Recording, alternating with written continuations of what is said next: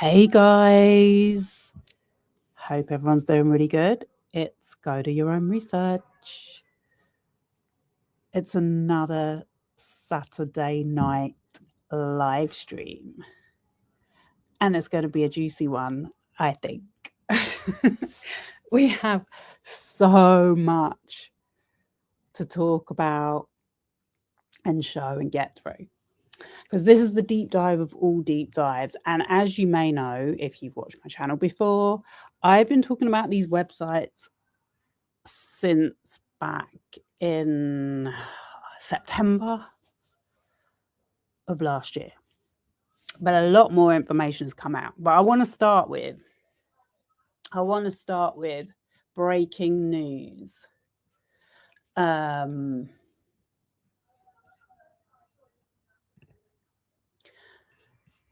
In case you don't know, it has now been confirmed that Melissa Nathan from Tag PR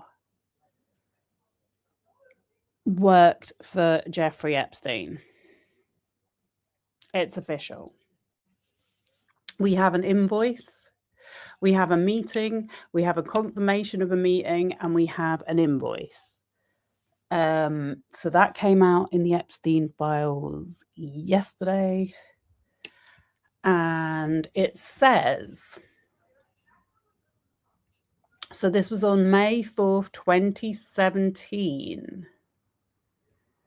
$1:36 p.m. 4:30 is confirmed. I will get back to you by end of day with the name of the other employee. Hi, Leslie. This was at 10 p.m. Hi, Leslie. Melissa Nathan will be joining Ben and Matthew to the meeting at 4:30 p.m. tomorrow. So that was with her boss, Matthew Hiltzig.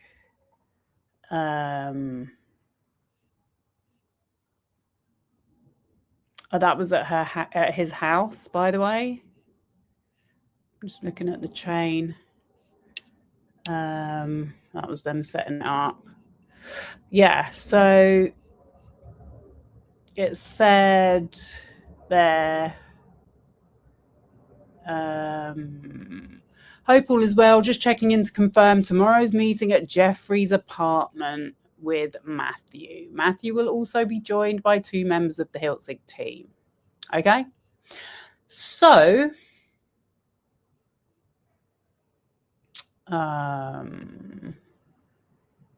then we had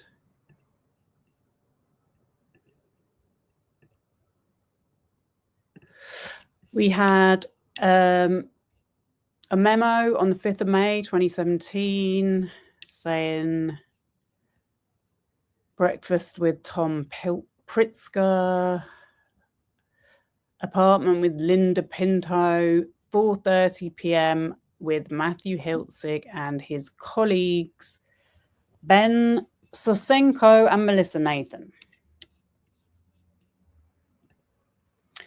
Followed by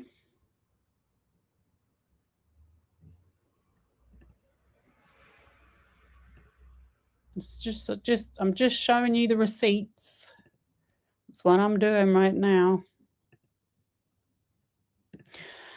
Invoice to Jeffrey Epstein, care of Darren K. Indyke. So that was who was on the email chain that we saw before in the Epstein Files with Matthew Hiltzig, before we knew Melissa actually was there as well.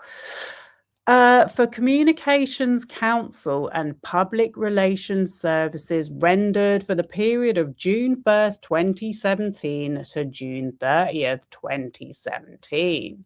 $25,000. Yeah. Then I just want to show you this.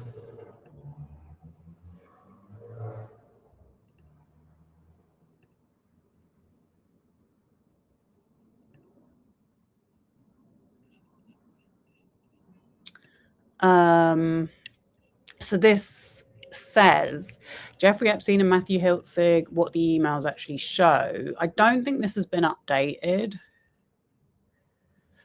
But what it said here was Matthew Hiltzig is a New York-based lawyer and publicist known for running the crisis communications firm Hiltzig Strategies, who now works for Mr. Beast, as I keep saying. Doesn't seem to be setting off alarm bells with the people it should be. His name appears in a small number of Jeffrey Epstein-related emails released by the House Oversight Committee dating from 2017 to 2018. In 2017, Epstein forwarded a media inquiry about the Virginia Giuffre versus Ghislaine Maxwell settlement to Hiltzig, suggesting he was at least consulted on press strategy. The same year, you know what else happened that year? Sarah Kellen sued. Sorry, not Sarah Kellen. Sarah Ransom. Sarah Kellen was the co-conspirator. Sarah Ransom was a victim of Epstein. And she sued him in 2017. And Ghislaine Maxwell. But did you hear about it? Not really.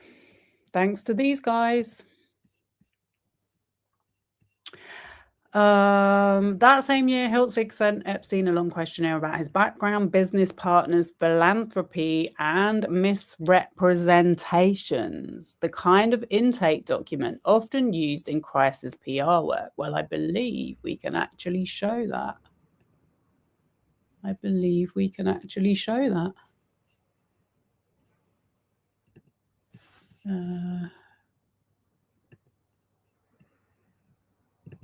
Oh.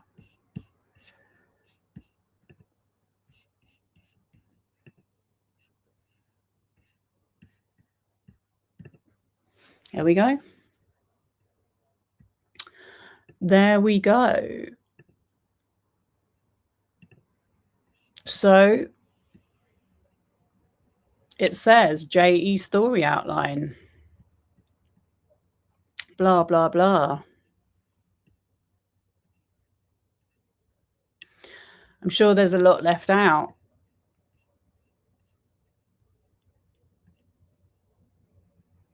Like the fact that he didn't complete any proper education qualifications, managed to get a teaching job at this school, which is meant to be like super prestigious, and then becomes a partner at Bear Stearns, an investment bank. So then it says accepting responsibility, share true story of what happened in 2005 to 2006. To this day, do we have the true story yet of what happened?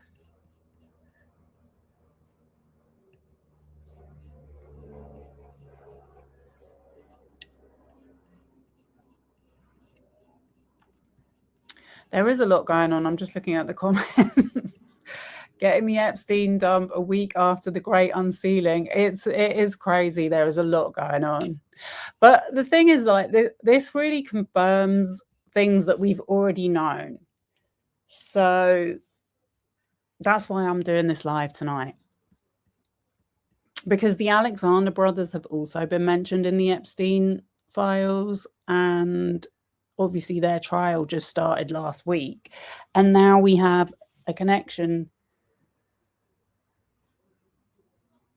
between Epstein, the Alexander brothers, Hiltzig, Melissa Nathan, and the Alexander brothers. It's just uncanny. Not to mention Zac Efron, but we're going to get onto him. Okay, so legal. Oh, look at this. Recognize how situation was mishandled, not being respectful in dealing with local law enforcement choice of lawyers because of unfamiliarity and ignorance in dealing with this type of situation. Acknowledge an acceptance of responsibility for hiring. I cannot stand that word anymore. I really cannot say it. P word. Mass sources of all age. No.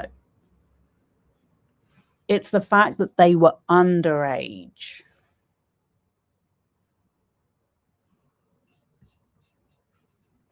Clarify facts of story that have not been made public. It's the fact that he might have known women of all age, but he was only interested in trafficking the young ones, according to all of them.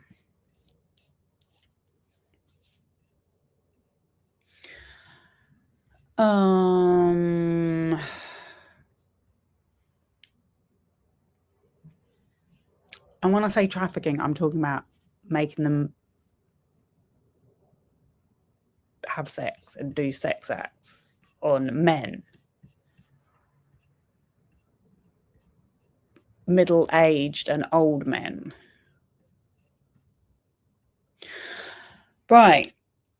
Philanthropic efforts. Mind-Brain Behavior Committee at Harvard University. Evolutionary Dynamics Institute at Harvard University. Arizona State. MIT. Artificial Intelligence Symposium. Physics Symposium. Name other philanthropic efforts. Provide validators from high-level orgs' names to discuss JE's commitment and impact. Remember, this guy worked for Harvey Weinstein for over 5 years and still remained on good terms with him, even after everything about him came out, which would have been around this time, funnily enough. Third-party validators. Harvard University professor and twice acting. These are people that were going to validate Jeffrey Epstein, as arranged by this guy and Melissa. Harvard University professor and twice acting president of Harvard University, Henry Rozovsky, former United States Secretary of the Treasury and President Emeritus of Harvard University, Lawrence Summers. Sure, we're all very familiar with that name. Bill Gates. That didn't age too well. In case you don't know, there's another whole email about Bill Gates and how he got an STD and had to get, or gave his wife an STD, I should say. Eva Dubin, she was mentioned in Virginia Giuffre's memoir. James Watson, don't know who he is, don't know who she is. Carlin McCaffrey, former White House counsel Kathy Rumler.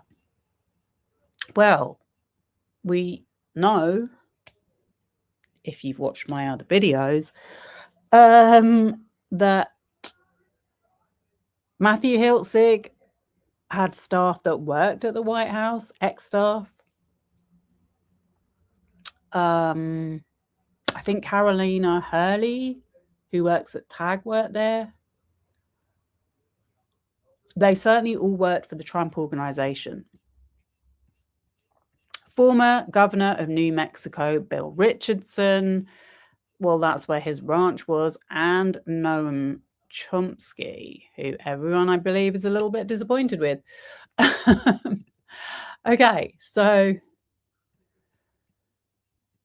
yeah.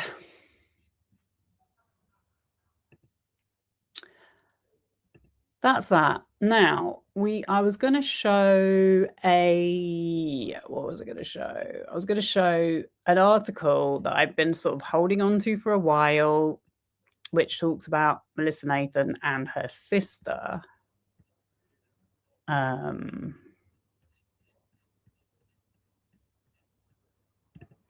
I'm going to quickly show that.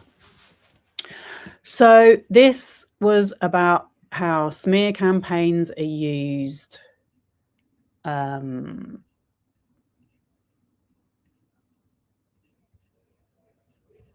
against Meghan Markle, Blake Lively, and the interconnected networks of PR firms and media willing to vilify high-profile women at the expense of others. Both cases highlight the exploitation of public perception through misinformation and manipulation, a disturbing trend in industries from Hollywood to the British monarchy. Yeah, so obviously we all know that Prince Andrew, ex-Prince Andrew, disgraced ex-Prince Andrew, for years denied that he had met Virginia Roberts Giuffre, that he barely knew Jeffrey Epstein, that he was only at his house to say goodbye to him and all this other nonsense, and that he couldn't possibly have done anything because he wasn't able to sweat or something. And we also know that the Daily Mail found out the identity of Virginia Roberts and tracked her down to Australia and got ahead of her story.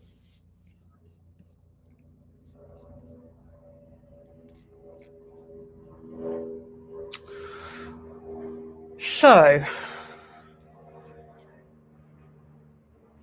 this connection between the sisters raises serious ethical concerns, as Sarah Nathan has been instrumental in driving the Meghan Markle smear campaign using similar tactics. Both cases relied on saturating the media with biased articles while silencing supportive voices, making it clear that these coordinated efforts are far from coincidental.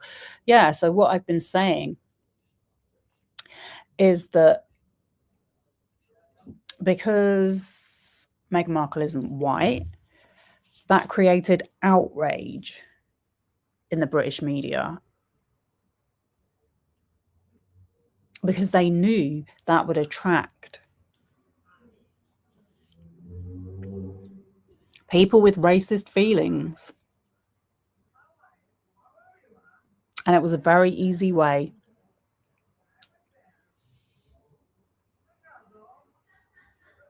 to smear her, blaming it all on all these other things. So yeah, we actually have court records which confirm that the palace leaks against the Sussexes, that is Harry and Meghan. Court filings in Prince Harry's legal battle with British tabloids, so this was going on last year, confirm that negative stories about the Sussexes often originated from palace insiders and members of the royal family. The evidence highlights a coordinated effort to brief the press against Harry and Meghan. And what's interesting is that if you actually do the research into who was leaking the stories and who they were being leaked to, it was Dan Wootton. Dan Wootton, the person who outed Johnny Depp as a wife beater.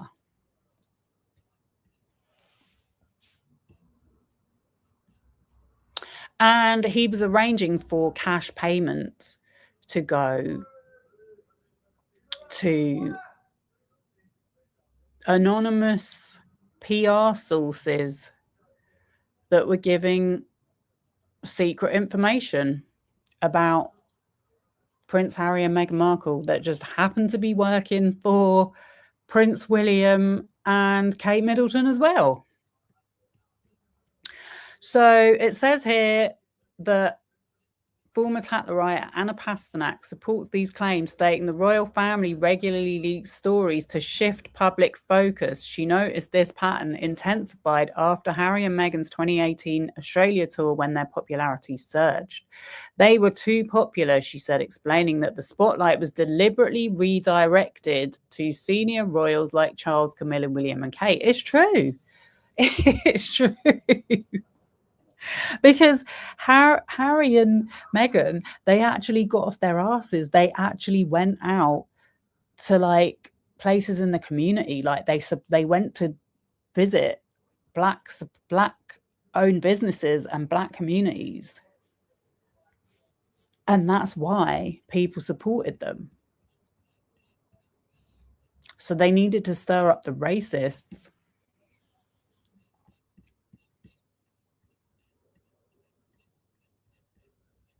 To smear them and shut them down. Harry's Netflix documentary echoed these allegations, accusing palace officials of collaborating with the media to spread misinformation. Pasternak added that attempts to expose this briefing culture in the British press were blocked, showing a system designed to protect the monarchy's image at the Sussex expense. It's true. There was actually a police investigation launched, and the person who was given the task of investigating was the head of communications. Is it Simon Chase? I think it's Simon Chase. Anyway, he came back and said he'd done an investigation. There was nothing underhand going on. Then went on to work for the Prime Minister of the UK during COVID. So this person said both campaigns weaponized public perception by creating confusion through mixed messaging, a tactic Melissa Nathan described in text messages as confusing people so much that they accept the dominant narrative. This parallel shows a disturbing pattern of media manipulation to discredit high-profile women. Sarah Nathan and the smear campaign fueled by royal propaganda.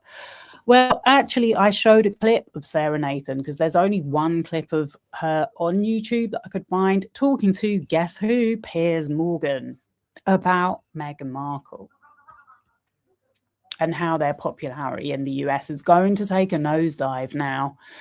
Regarding Sarah Nathan, she has played a significant role in perpetuating damaging narratives about Meghan Markle, especially through her work with the New York Post. The New York Post have made a lot of articles about the Alexander brothers. Her stories have painted Meghan in a relentlessly negative light, fueling the ongoing smear campaign against the Duchess of Sussex in the American press. Nathan's reporting often amplifies misinformation and conspiracy theories surrounding Meghan and Prince Harry, aligning closely with the royal family's propaganda machine. I think one of them was that her PR guy was going on a date with her when he's gay. In contrast, that was one of the first ones that was shown. In contrast, her sister, Melissa Nathan's PR firm, has been directly implicated in using underhand tactics to discredit Lively, and the parallels to the coordinated attacks on Meghan are hard to ignore. These tactics include planting misleading narratives and targeting vulnerable periods in their victims' lives. Remember that bit, that part.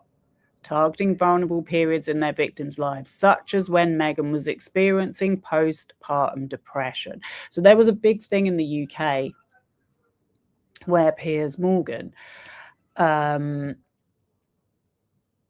refused to believe that Meghan Markle had felt like that, and said that he didn't believe that she had mental health issues. Turned into an argument on the show he was presenting at the time, which was GMTV, I think, and he stormed off in a tantrum and lost his job. But yeah, a lot of people, myself included, found it extremely offensive that he would take up that line of of trying to ridicule her. And especially because by that point he was obsessed with her. He was obsessed. He was tweeting about her every day because he felt like she'd snubbed him since she'd got with Harry. And he couldn't handle the rejection, so he decided to go on the offense against her very, very publicly. Right, let's get to this article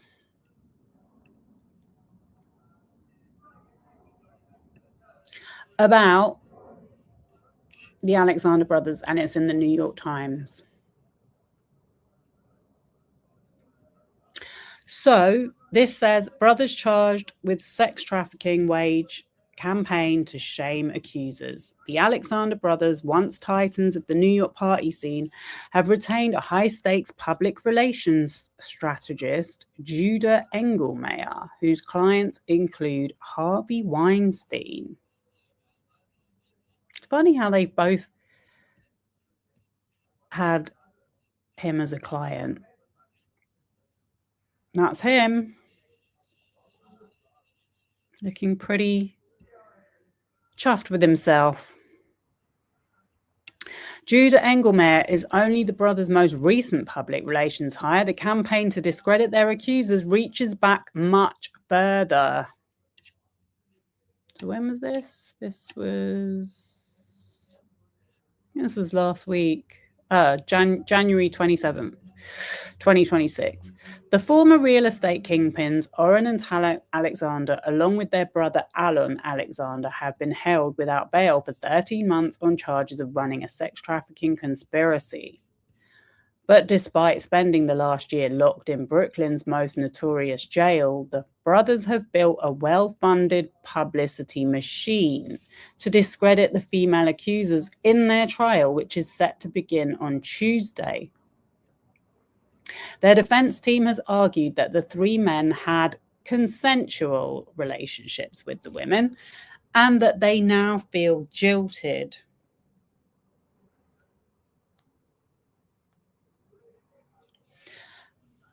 And are seeking revenge. Honestly. Let me say hello to Mandalee.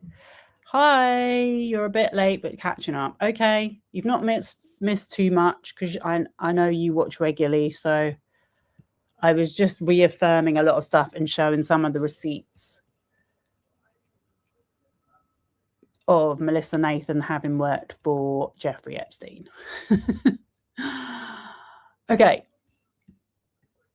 The brothers have denied all the charges against them. Their lawyers, including some who defended the music mogul Sean Combs, so that's Mark Agnifilo, in his own sex trafficking case, have faced private complaints from federal prosecutors about statements they have made regarding the case. That sounds very familiar. That's happened in the Diddy trial, and that's happened in the Blake Lively case at the beginning when Brian Friedman, etc., was suing her in the New York Times, and it got thrown out.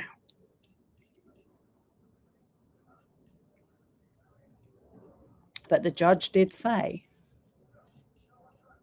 he needed to rein it in on making public statements. The brothers' public relations team, which has included representatives for Harvey Weinstein, Johnny Depp, and the actor Justin Baldoni. How do you feel, Justin Baldoni, to be lumped in with these people? Honestly. Still got no regrets? Has not been subject to the same criticism. Some of the most notable sexual assault and trafficking trials of the last decade, including those of Ghislaine Maxwell, Mr. Weinstein and Mr. Combs, have involved attempts to shame and attack their accusers outside the courtroom. But the brothers' efforts seem particularly brazen. They appear to include an anonymously run website now shuttered, that promoted a conspiracy aimed at discrediting their accusers. So I think we're going to have a picture of it. There it is. So this was the website. And it was very similar in looks to, in presentation looks, I mean, to the Alexa Nicholas website. And what was the other one? Oh, the look back fraud.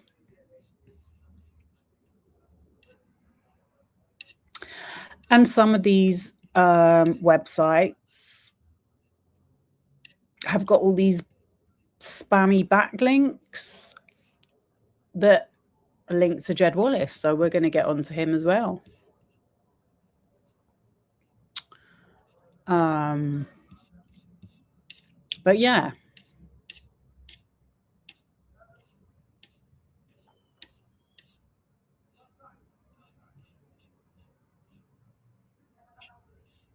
This is the oldest game in town, and it just reinforces the patriarchy. Go back to Mary Magdalene, said Anne Oliverius, a leading women's rights lawyer who has represented many high-profile sexual assault victims and has been closely following the case. It's worked and it's kept women quiet.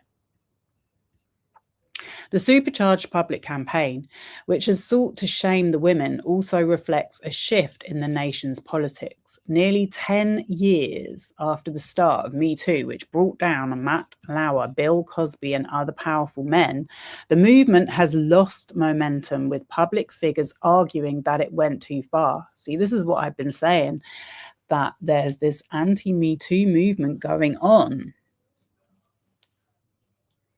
which is what I think some of these websites are about. Led by, would you believe, Jeffrey Epstein and Ghislaine Maxwell's lawyer,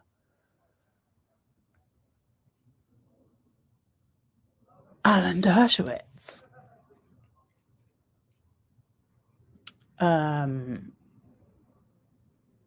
Who was also O.J. Simpson's lawyer. That was where they wrote the playbook for this thing. The televised trial of a domestic abuser who managed to get let off in front of everyone's eyes.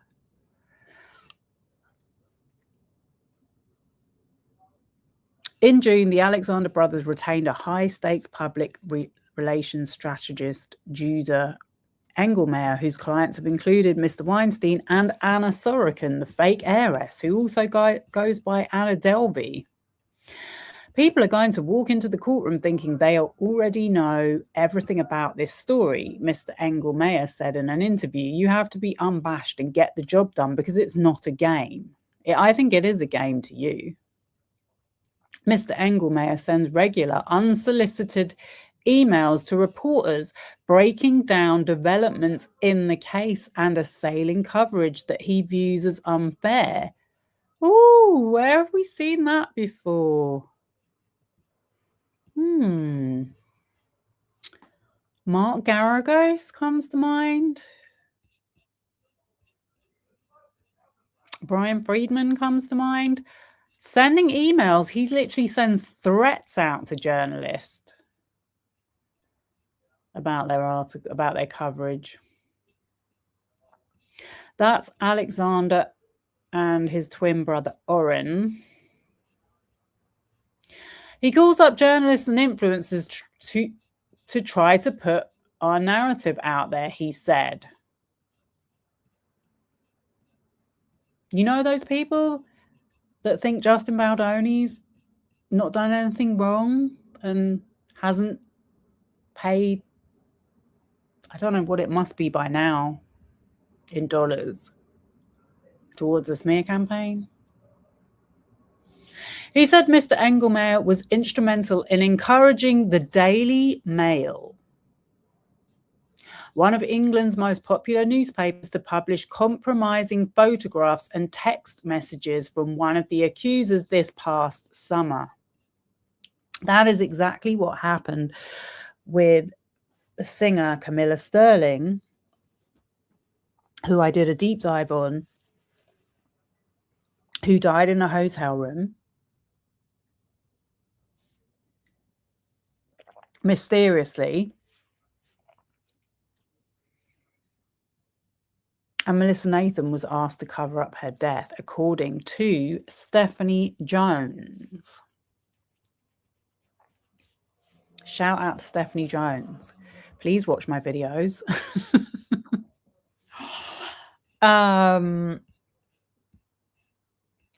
Or give it a like. Okay.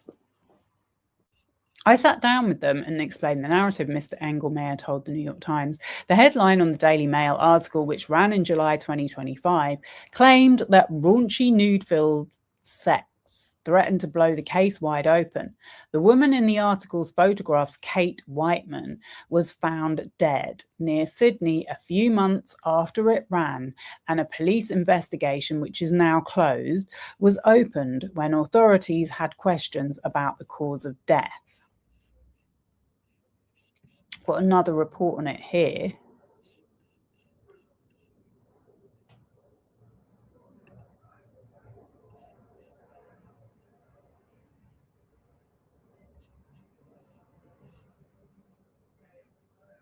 It said at first the circumstances of the death were non-suspicious, but then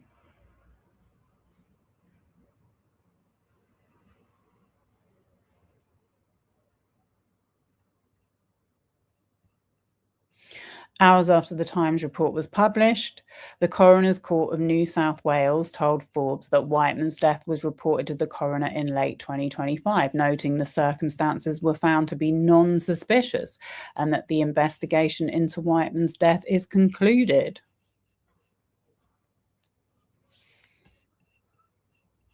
Whereas a spokesman for the coroner said a cause of death had not been determined and that an investigation was ongoing, which noted investigations are only triggered when authorities have doubts about whether a death was actually the result of natural causes. You see how much inconsistencies there is in this reporting. This is a woman who is now no longer alive.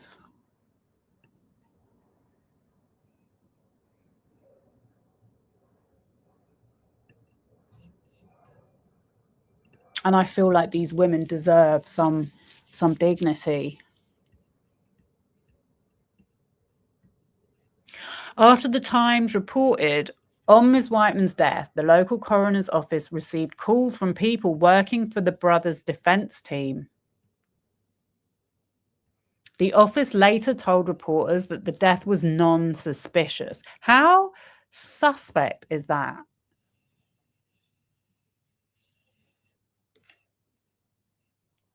Mr. Engelmeyer declined to state exactly how much he charged for his services, but said he was asking for between $10,000 and $20,000 a month for the Alexander case. Mr. Engelmeyer is the brothers' most recent public relations hire, but the campaign reaches back much further. The first accusations against them came to light 6 months before the men were arrested in December 2024 in a pair of civil lawsuits uncovered by The Real Deal, a real estate trade publication. I have that article ready and waiting to show you. Just before that story broke, The Real Deal reached out to Orrin Alexander for comment. He immediately shifted into crisis mode, according to two people who worked with him at Official, the luxury brokerage that he and Tal Alexander co-funded in 2022. Orrin Alexander then contacted Tag PR. A very familiar name to us.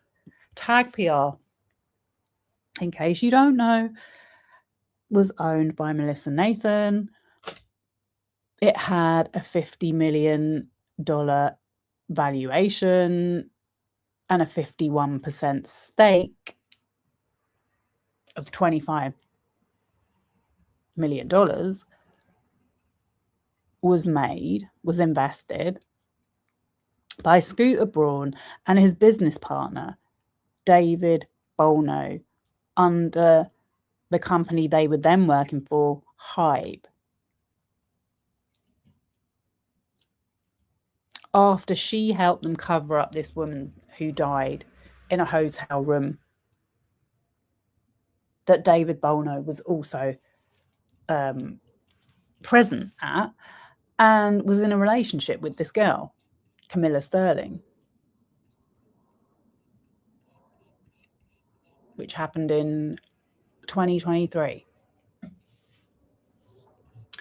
A public relations firm started by the crisis communications expert Melissa Nathan, perhaps best known for saying while she worked with Mr. Baldoni that she could bury anyone. Yeah, literally. Text messages and screenshots reviewed by the Times show that Tag held calls and sent emails to Oren and Tal Alexander and at least 2 other executives at Official. The focus of the communications was an effort to discredit Miss Whiteman, with a story that suggested her lawyer had fired her after reviewing the case. In fact, she had switched representation because her first lawyer had wanted her to accept a confidential settlement, and she wished for her case to proceed.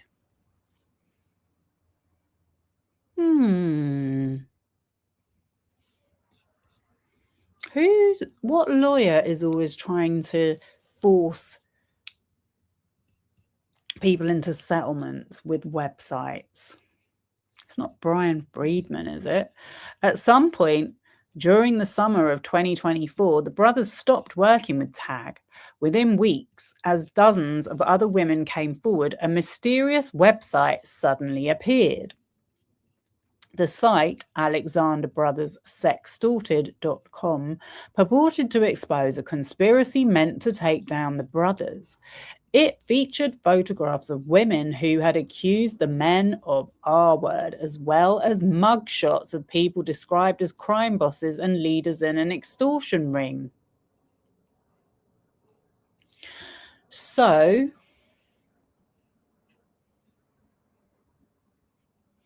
that's who they've got in the lineup. I don't really want to name all these victims because I feel like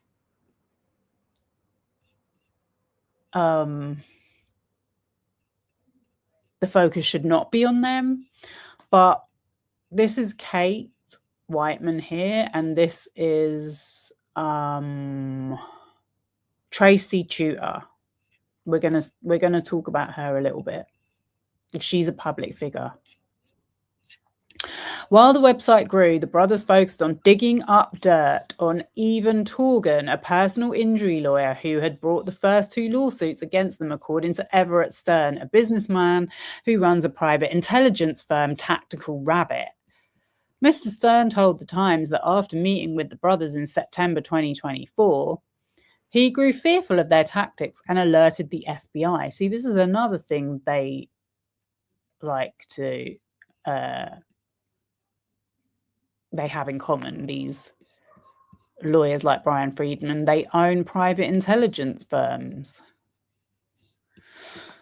The brothers never made an explicit threat.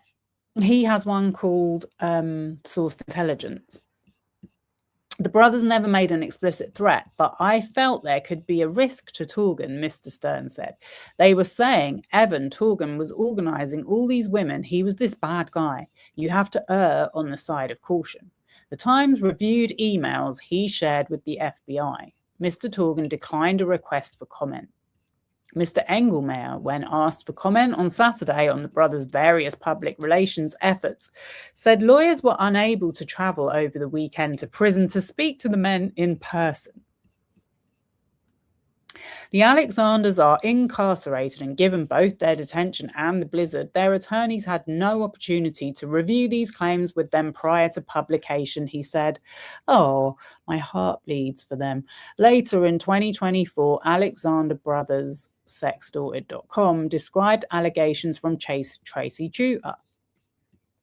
a reality television star who told The Times that she believed she may have been drugged by Oren Alexander as attempts to heighten her fame and cover up her infidelity. The site called Miss Whiteman a S-worker with a history of financial troubles, evictions, defaults, and was even sued by American Express. Citing both the snow and issues of timing, Mr. Engelmeyer also declined to respond to a question about whether or not the men had personally created the website. The site went dark sometime in early 2025, shortly after the brothers were arrested. By that point, they had hired 3 teams of lawyers who made similar attacks on the accusers, both in and out of court. Righty. So,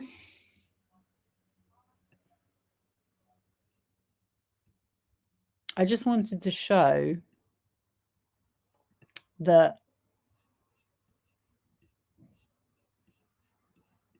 in case you were in any doubt that Melissa Nathan was connected to these guys, there was an article from July 2020 which said the Chainsmokers celebratory VIP dinner presented by the Alexander team at Douglas Elliman. On Saturday, July 25th, this is right in the middle of COVID,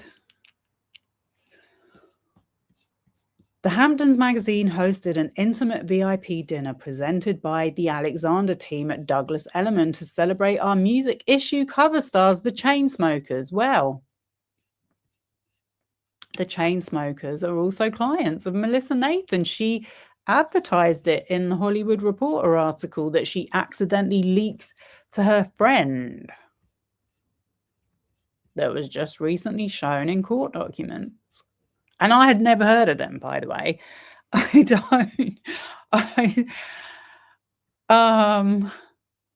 Why they needed to have this party in the height of COVID is beyond me.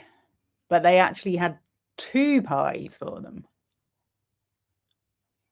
One did get a little bit of pushback for breaking COVID laws. In fact, I think someone asked for them. I think they had to have some kind of investigation into it, which is really interesting because Jake Paul, who is also Melissa Nathan's client, did something very similar. I think he was in California as well, and then moved to Puerto Rico. The Chainsmokers duo, Alex Paul and Andrew Taggart, joined guests for a seated dinner which followed all social distance guidelines. Oh, I'm sure it is. I'm sure it did when these people are all drinking and on drugs. Specialty cocktails courtesy of Jar Jar Tequila. Guests in attendance included Tal Alexander, that's their brother, Chantel Jeffries. So I'm like, Chantel Jeffries, okay. So I quickly looked up Chantel Jeffries. And would you believe Chantel Jeffries is a DJ? Very pretty, very good looking girl.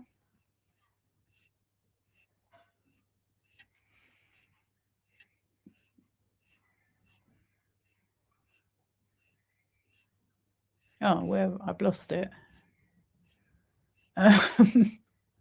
Oh, there it is. How did Chantel Jeffries get famous? Her journey began like many others in the spotlight. She first gained attention as the rumoured girlfriend of pop sensation Justin Bieber. So, as you may or may not know, Justin Bieber was managed by Scooter Braun for many years. Just another coincidence, I'm sure.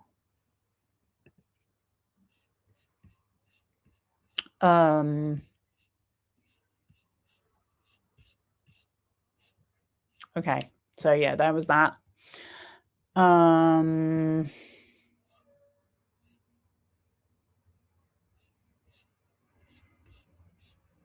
What else was I going to show?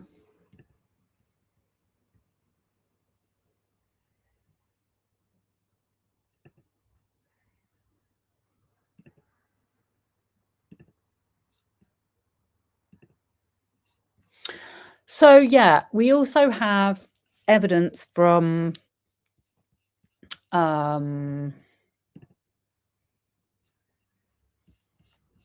Stephanie Jones's lawsuit from Katie Case, who was formerly employed at Tag PR,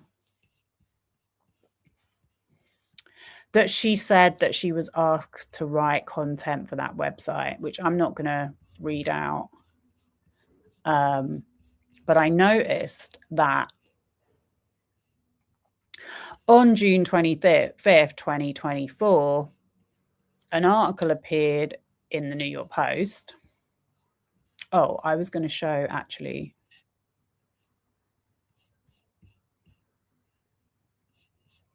Before I do that, I was going to show this one.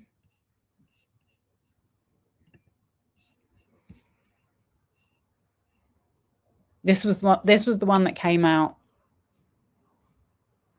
first, I think. So this was in The Real Deal, which is a estate agent's trade publication. And it says lawsuits accuse top broker Oren Alexander, twin brother Elon, of rape. Decade-old allegations from two women claim assault battery in New York, which Alexander's attorney denies.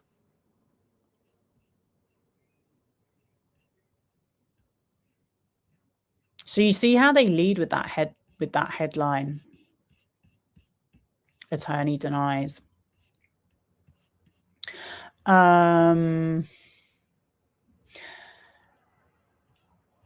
The complaints filed in March are centered on two alleged assaults that occurred in 2010 and 2012, filed by two women against Oren, founder of the sideback brokerage firm Official, and Elon, a private security firm executive. The suits also allege the brothers have engaged in a similar pattern of behavior against other women over the years. Attorneys for the two women initiated the cases just as New York state law eliminating the civil statute of limitations for SA lawsuits was set to expire.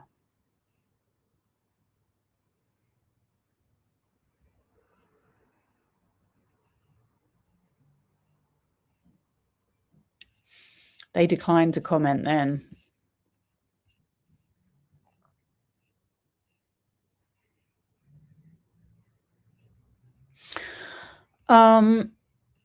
So one of these assaults happened when the girl was 18. This is what they were talking about in court this week. I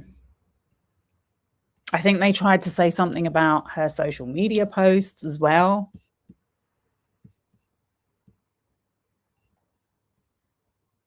Which the judge said, I don't care.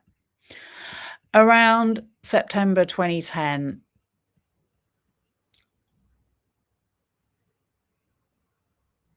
the girl, Rebecca Mandel, she met Oren and Alon at SL, where she claimed Alon intentionally drugged plaintiff's drink with an unknown substance, resulting in significant impairment to her physical and mental being. So these weren't just assaults, they were drugging her. This is classic Bill Cosby. Their complaint states that the two then convinced Mandel to leave the nightclub with them to attend a party they were throwing at their apartment. Though there were no guests or signs of an event once they arrived, she joined them in the apartment after the brothers assured her they would just hang out for a little bit. Once inside their home, Mandel claims she was pinned by the brothers, who allegedly took turns holding her down and doing disgusting things. In a separate lawsuit filed the same day, Kate Whiteman alleges that she was SH'd, assaulted and R'd in 2012 at a property known as Sir Ivan's Castle, the Hamptons estate, which, by the way, the Hamptons is where that dinner was held for the chain smokers, is owned by Ivan Wilzig, a recording artist who uses the medieval-style property to host parties. Wilzig, who is not included in the assault claims, is named as a defendant in the case. Alongside Aylon and Orrin, the complaint alleges he is liable for negligence. Whiteman, who met the twin brothers around 2008 in New York City, would decline Orrin's attempts to go out with him, and on many occasions, Aylon would pretend to be Orrin, the complaint alleges. In 2012, Orrin texted Whiteman to see if she would be going to the Hamptons for Memorial Day weekend. She said yes. That month, she was leaving the Hamptons nightclub June. Aylon grabbed her and took her to a black SUV where Orrin was waiting, the complaint alleges.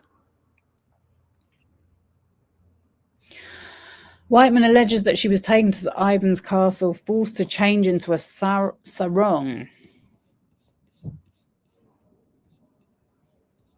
And when she tried to run away, a security guard dragged her back into the garage. She was taken to what appeared to be a large bedroom and then allegedly assaulted.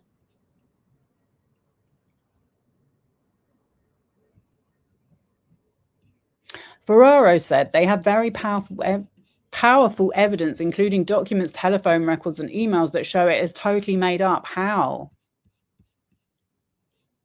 And that Whiteman tried to wipe her text history clean. I fully expect the case to end after her deposition, he said. That's where the rubber meets the road.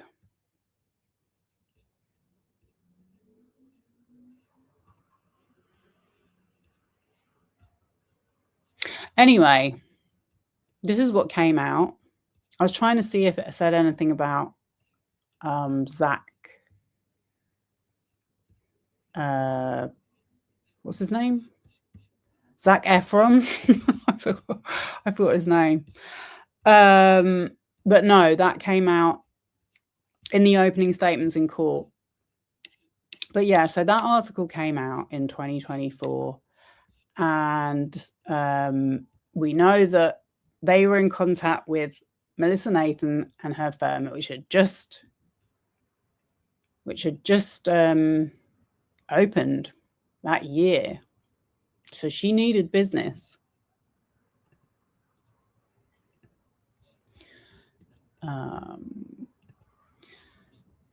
And yeah, so I'm not sure what date, but the New York Post, which, as we know, is where her sister works, published an article saying, Tal Alexander, third real estate dynasty brother to face R allegations, steps away from his firm. Tal Alexander, under fire, steps away from brokerage firm.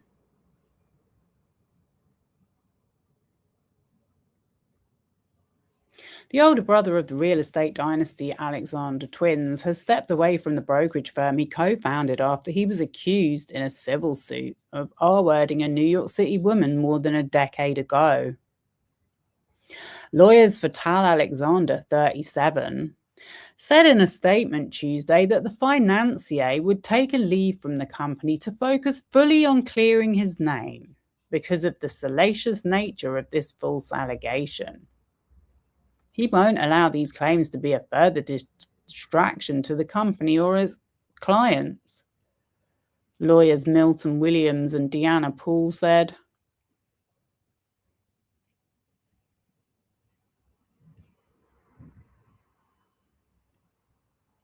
They added that Tal looks forward to rejoining the official team in short order.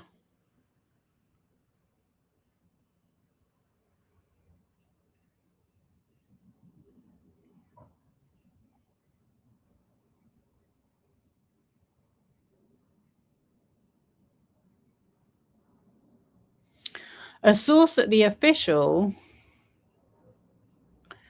told the Post on Tuesday, people in the industry have kind of known about this for a long time. It's been this well-known secret. Don't be surprised to learn this is just the tip of the iceberg. Tal had originally dodged accusations. That's him at the party, look. Publisher Lynn Scott and Tal pose at the Hamptons magazine times the Chainsmokers VIP dinner in Watermill on Long Island in 2020. That's them getting an award. Let's make it look really good for them.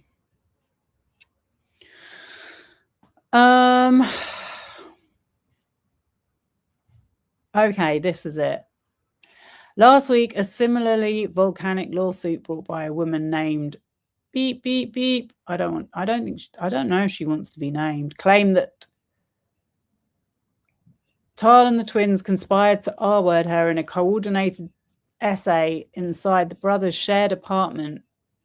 Inside the brothers' shared apartment in Soho shortly after she met them in the fall of 2012.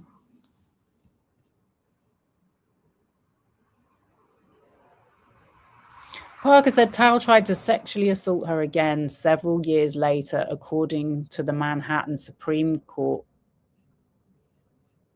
complaint. Dozens of women have come forward with new allegations against Alan and Oren, the lawyer for two plaintiffs, claim.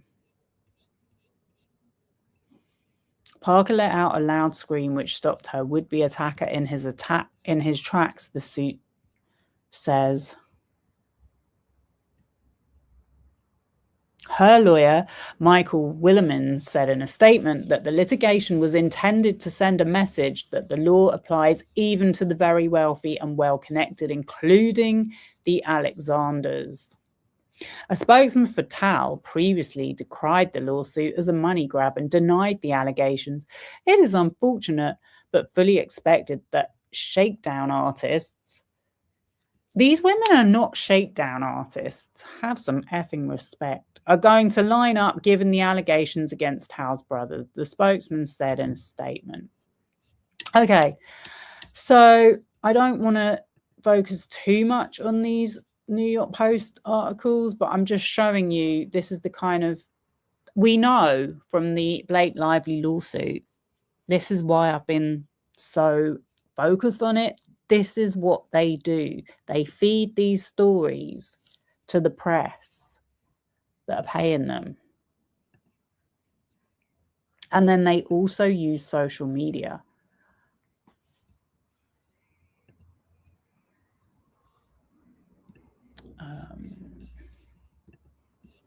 I'm being a bit slow.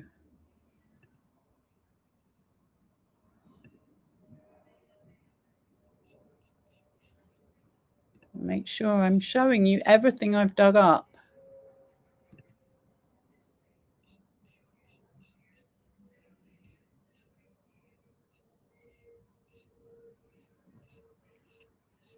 I've showed you that one. Okay. So this was just Douglas Elliman, which is where Tracy Tutor worked for, and they were featured in this TV show. This is where it gets more crazy because it's featured on a Bravo reality show called $1 Million Listing.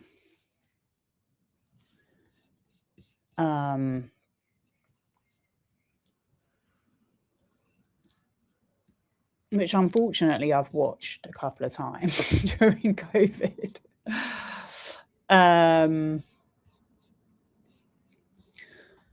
So this is in October of 24. And it just says that the CEO of Douglas Elliman left the giant real estate brokerage after an investigation commissioned by the company's board unearthed a sexually charged work culture, according to a report. Howard Lorber, president and CEO of parent company Vector Group, resigned on Monday as Douglas Elliman's executive chairman, ending a tenure that spanned more than 2 decades at the helm of the $170 million reality firm that has built significant footprints in New York, Florida, and Southern California. Douglas Elliman issued a press release indicating that Lorber, 76, decided to retire, but the Wall Street Journal reported on Sunday that the board pushed Lorber to quit.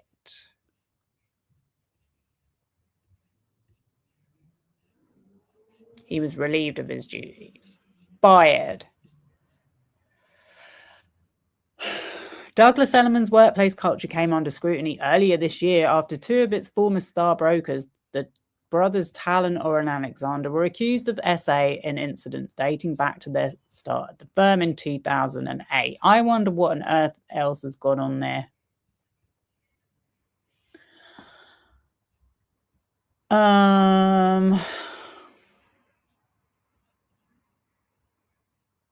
Mr. Durkin had no role whatsoever in fomenting the allegedly sexually charged work culture at Douglas Elliman, to which the NY Post story refers, nor was Mr. Durkin ever negligent or dilatory in the slightest in reporting any complaints vis-a-vis the Alexander brothers or anyone else, his attorney John Singer, a partner at Singer Deutsch, said in a statement. No reason for Mr. Durkin's abrupt separation was stated in the company's SEC filings. However, suffice it to say that all times Mr. Durkin fulfilled his role as the company's president and CEO with the utmost integrity, ethics, diligence, and skills, Singer added. You know who else had to resign, or who said they left? I think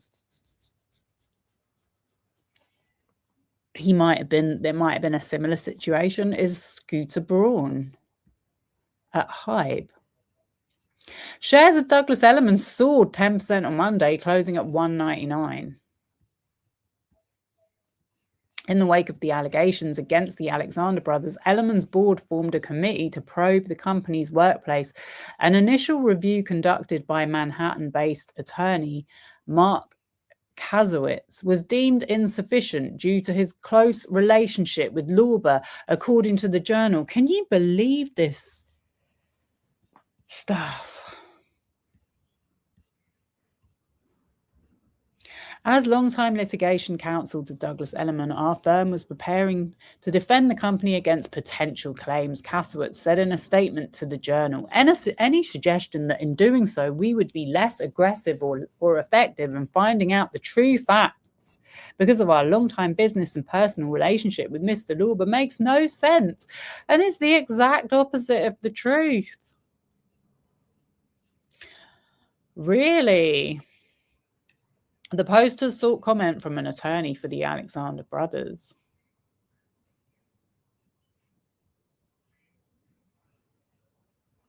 In late 2021, Elliman's market capitalization was $900 million. As of Monday, it was just $170 million, an 81% drop. The Alexander brothers, who left Douglas Elliman in 2022 to start their own company, official partners have denied the claims. Okay, so that is Tracy Tutor, a Douglas Elliman agent who was featured on the reality TV show $1 Million Listing Los Angeles. And she alleged that Orrin Alexander spiked her drink. Now, let me see if I can find. I have so many articles. Oh, yeah, this one. Okay, so I found an article.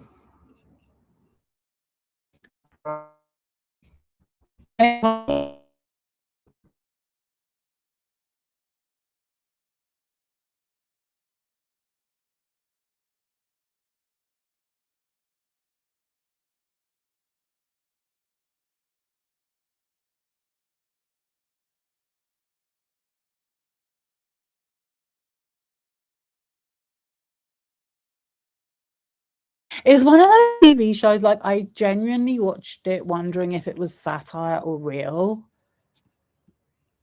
It's that bad. For over a decade, Bravo. Brian Friedman is very intertwined with Bravo and United Talent Agency, which is the agency that represents Tracy Tutor. Just so many connections with these people.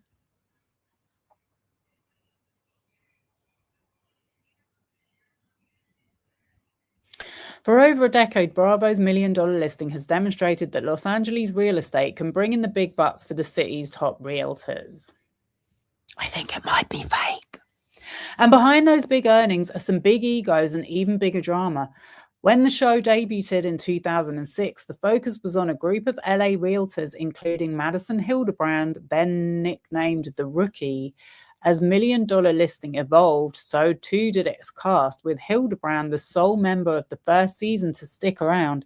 He exited after season 10. The cast eventually settled into an ensemble comprised of Josh Altman, Tracy Tutor, Josh Flagg, James Harris, and David Palms.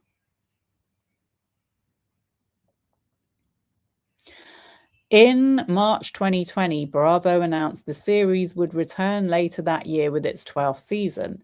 This season, these top agents must think outside the box to generate interest and navigate an ever-changing market dominated by unrealistic sellers and softening prices, Bravo shared. That was when I first saw it, because it literally came on during COVID and they were all doing like social distancing viewing. Since its premiere, the show has kept fans tuning in season after season, yet there's plenty they may not know about this guilty pleasure favorite. Read on to uncover the untold truth of $1 million listing. $1 million listing spawned 3 spin-offs and changed its name. Bravo took a gamble that viewers would want to watch the exploits of upper echelon LA realtors selling extravagant homes to the rich and famous, and that risk paid off. After a successful debut season, $1 million listing was renewed for a second and then a third, and many more seasons after that. 14 years after that first season aired, Bravo announced a premiere of June 2020 for season 12.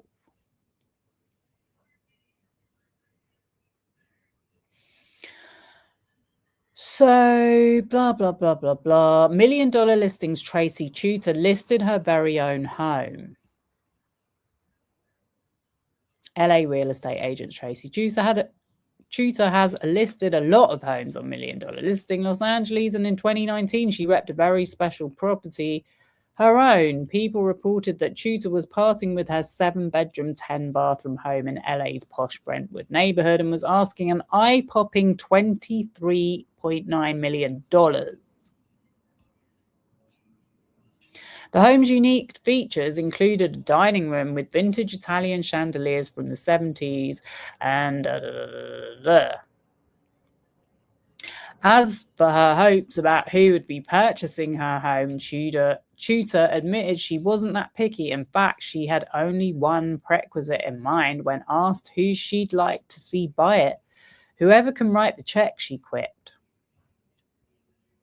There has been a lot of speculation over just how real so-called reality shows actually are. When it comes to $1 million listing Los Angeles, the term reality is apparently a flexible one. At least that's the assumption that can be drawn from a 2015 casting notice, which revealed $1 million listing Los Angeles was seeking background models for the show. I actually clicked on that link and it goes to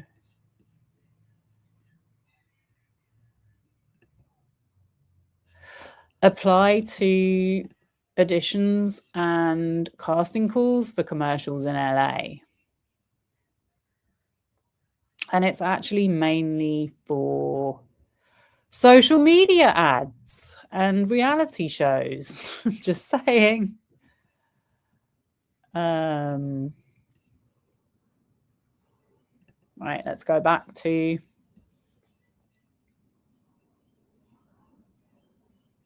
among the types the show was looking for were yoga participants and instructors, in addition to bikini models who would be situated poolside. While all ethnicities would be considered for the yoga participants and bikini models, $1 Million Listing Los Angeles was also looking for a housewife model, and the demand for that model's ethnicity was very specific. Only those of white European descent would be considered.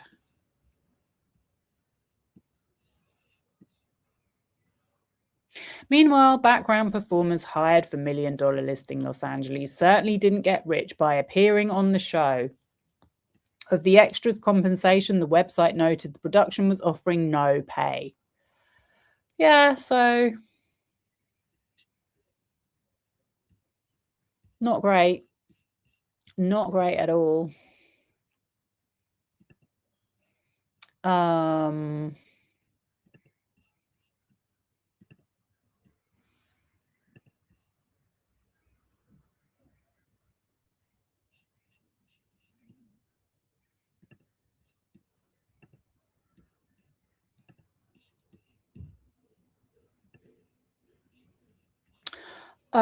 So what else was I going to show?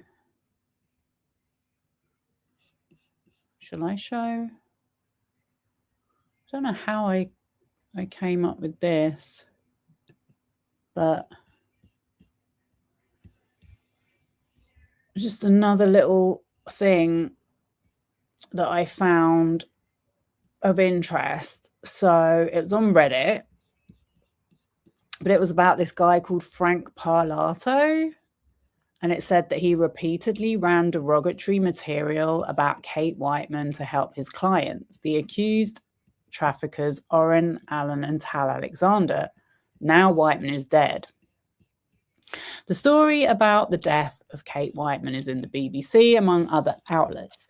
There is no information about the precise cause of death. Regardless, it is suspicious to me that Whiteman died after Frank Parlato repeatedly targeted her by name as part of Frank's report series of attacks on accusers of the celebrity Alexander brothers due to be tried later this month. At the very least, I find it awfully suspicious that after running articles baselessly accusing Whiteman of being the real criminal and running revenge porn photos of her, Parlato has nothing at all to say about her or for his work for the Alexanders. So I'm going to reiterate, do not post links to Frank Parlato's news outlets here. They're immediately going to be taken down. I'm also going to add, do not trust anything Parlato has written or said without corroboration. That includes his documentary Lost Women of NXIVM, which he produced. The reason why I find this interesting is because as I move on with my presentation, you're going to see that this guy is very similar to a lot of the other people that come up. At this point, outside covering his own personal dramas and those of his ex-sex offender friends, Frank Report, I'm trying not to swear too much, does little but launder material designed to intimidate victims of SV. In the case of Whiteman, that material was likely from material obtained by Alexander's brothers' defense attorneys and then given to PR flack Judah Engelmeyer. The intimidation campaign run by Engelmeyer for the Alexanders is well documented. And it includes, what does it say there?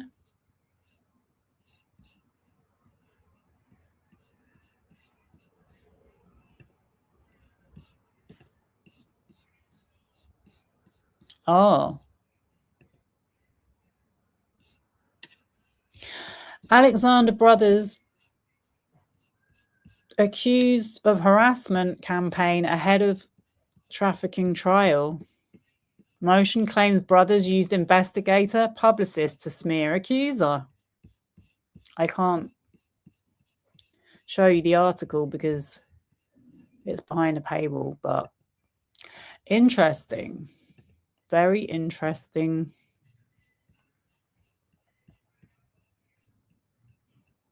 Headline.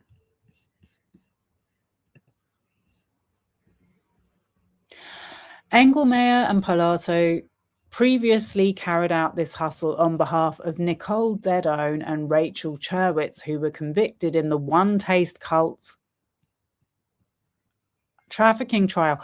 Oh my God, no way. That's so crazy because I actually nearly got, well, I was asked to become part of that One Taste. I was asked to be recruited.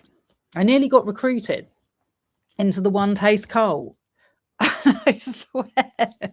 And then I heard about it going to trial and I was like, oh my God. I kind of had vague memories of hearing that it was a cult, but there was just something so off-putting about it. I kept saying no. And then this guy sent me this message like saying, I'm really sorry that I was pressuring you into that. And, you know, I shouldn't have done that and all of this stuff. And I was like, oh no, that's fine. Because I didn't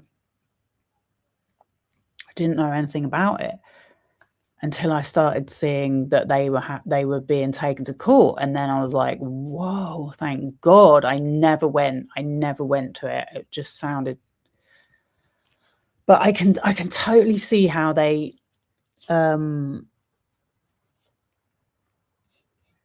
go for people in a vulnerable place in their life, because that was at the lowest point in my life when that happened. And I still managed to stand up for myself and say, no, I don't want to go. Okay.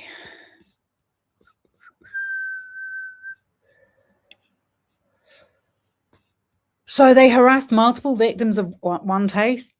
Because I even like searched for it on YouTube because I was like, has anyone made videos about this? And I couldn't really see anything that bad about it. It was so blatant that it led to a judge to remand Dedone and Cherwitz to jail pending sentencing. Most salient to this subreddit, it should be noted that Engelmeyer also happens to work for Claire Bronfman, which means that for all his vainglorious BS about beating the Bronfmans, Pilato is now Claire's little house-trained attack poodle. Don't believe me? No, I do believe you. I 100% believe you, because this is exactly what Friedman does.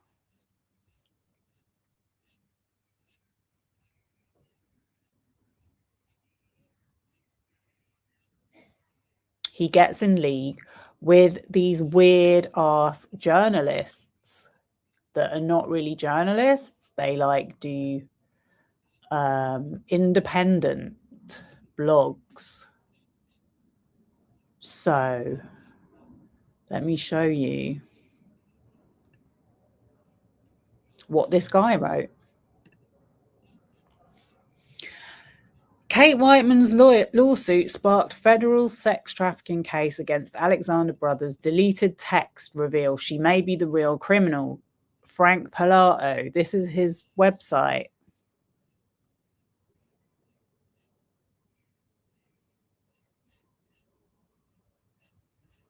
Frank Pilato. Federal prosecutors have charged Alan Oren and Tal Alexander, who said he couldn't wait to get back to work, with trafficking, alleging that the brothers trafficked women through social media and social events. According to the indictment, some encounters allegedly involved drug facilitated sexual activity. You know what? I'm pretty sure this is going on right now at influencer houses. What are they called? Bot houses?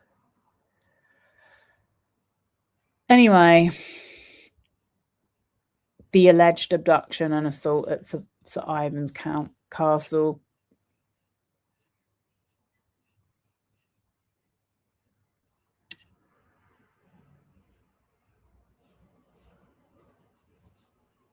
So look, he's trying to discredit her evidence in this blog post, which I'm not going to give too much attention to, but I just thought it was interesting. So I'm now going to show a video, because now things are going to get even more spicy. So this is day one at the Alexander brothers at the SDNY court. And it's a very short update from some people's favorite, not mine, Inner City Press. Inner City Press, Matthew Russell Lee. So let's see what he says. Okay, here we are, Matthew Russell Lee, Inner City Press, here at the Southern District of New York Courthouse.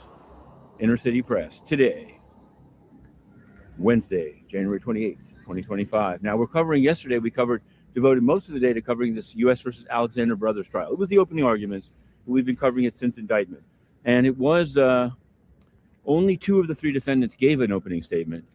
Srebnick, from Florida, said he'll defer until the defense case time. But there was the first witness under a pseudonym, Katie Moore, and she described in harrowing detail living at the NYU dorm on 14th Street, working for some kind of a podcasting company, being invited to watch the NBA Finals with the Miami Heat in it. So you can figure out the year from that, at Zac Efron's meatpacking district loft, and they're being sucked into the world of the Alexander brothers, Molly, and finally at 6 a.m. from Canal Street, calling her then boyfriend Nicholas, and later taking the thing up to rise. Very New York.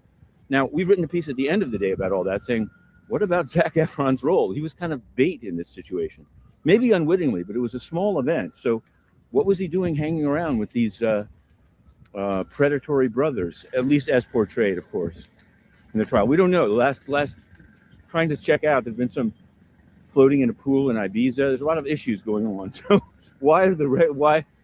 It's a question that we have. We're going in for day 2. There's also a more, I guess, normal SDNY trial coming up, done by Judge Clark. We've got some gunplay. We got a guy from Jamaica that had a gun. That's in front of Judge Kaplan. So there are no. Okay, so he just said that they and I saw the live tweeted. They told this girl that there was a party to watch an NBA final at Zac Efron's apartment. And she was excited. She had a boyfriend. She was excited. She was like, oh my God, Zac Efron.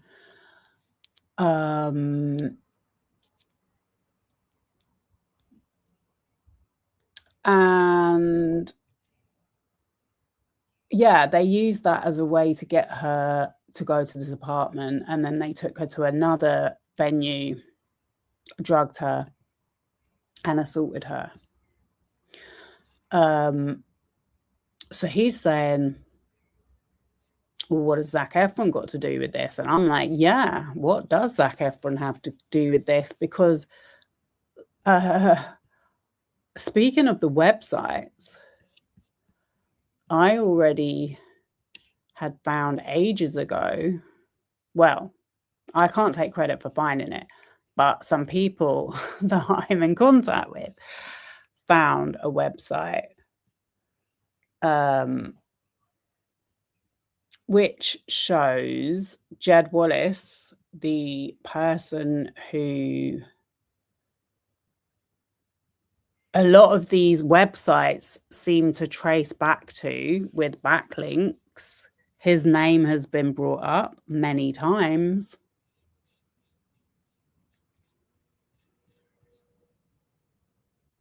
And Zac Efron. Let me show you. And another thing is that Zac Efron, that's him there, used to date Vanessa Hudgens, who, this is so random, but it just can't be a coincidence.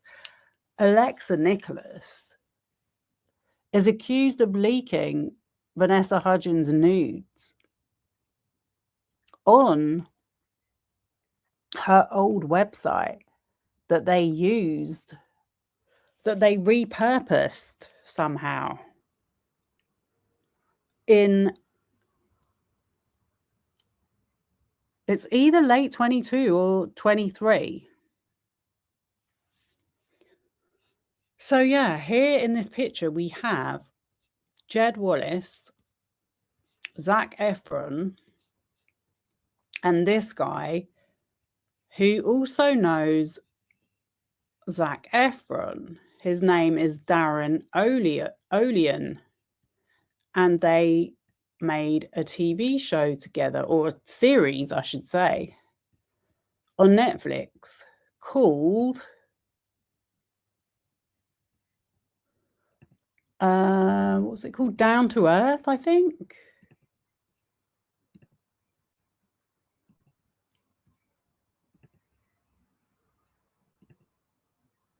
So yeah, if you look up either of them, you'll see lots of pictures of them together.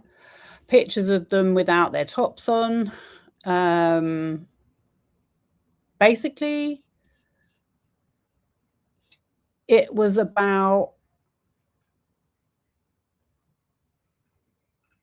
okay, let me quickly, I need to quickly look up what it was about. I know they did a lot of traveling.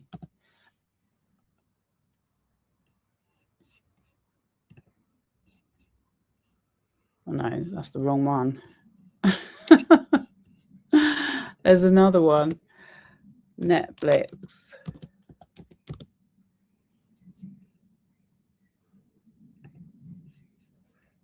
Okay, Down to Earth with Zac Efron on Netflix is hosted by Zac Efron and wellness expert. That's his wellness expert who travel the world exploring sustainable and healthy living. The series features various experts, activists, and local guides, including special guests like actress Anna Kendrick. I'm sure her name's come up somewhere before. Anyway, so yeah, they did that series together. And Darren Olean, who Jed Wallace has got his arm around, is friends with another one of Jed Wallace's clients. Let me see if I can find it.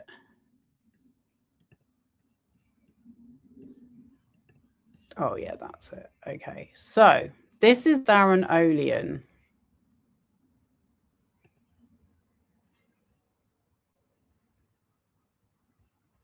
I mean, we already know that Jed Wallace is mixed up with all these healthy lifestyle people.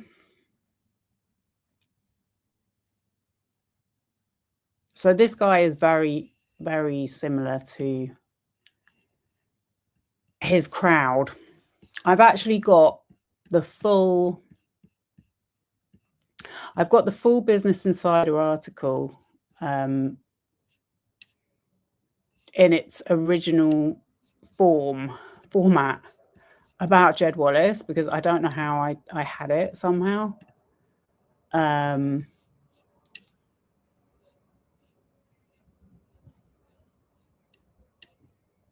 Oh, I did actually have the lawsuit of Kate.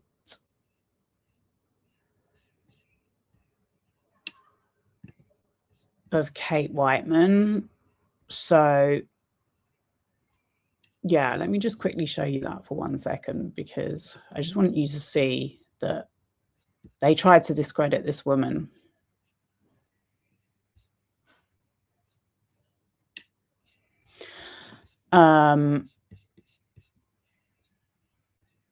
But yeah, that's the lawsuit she had. So there's a lot of details in it.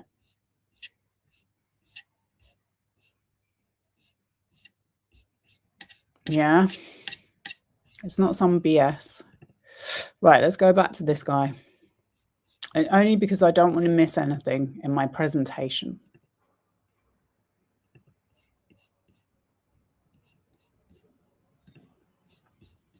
Okay, let's watch. Let's watch it.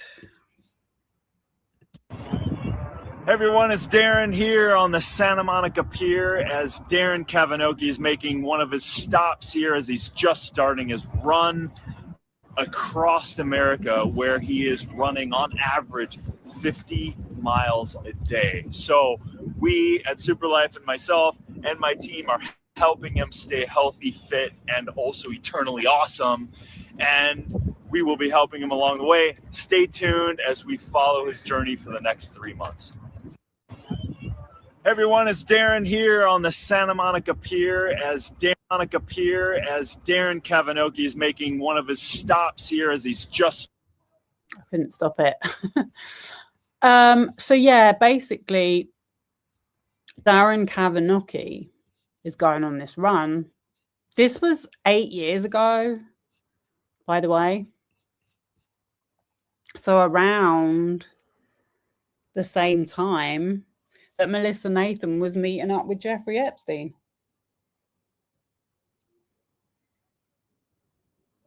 I want to say.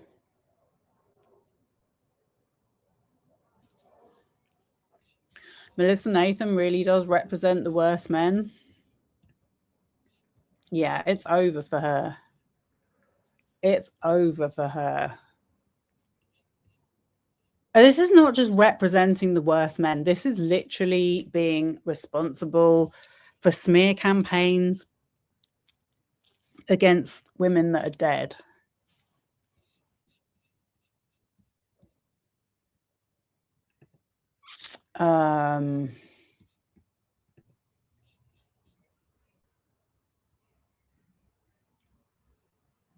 But yeah, so this was a while ago, but he's talking about this thing called What's My Win?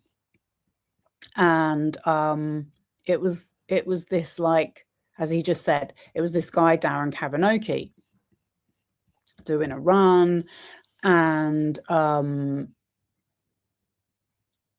apparently doing 50 miles a day. Well, would you believe it if I told you? Oh, and let me just say as well that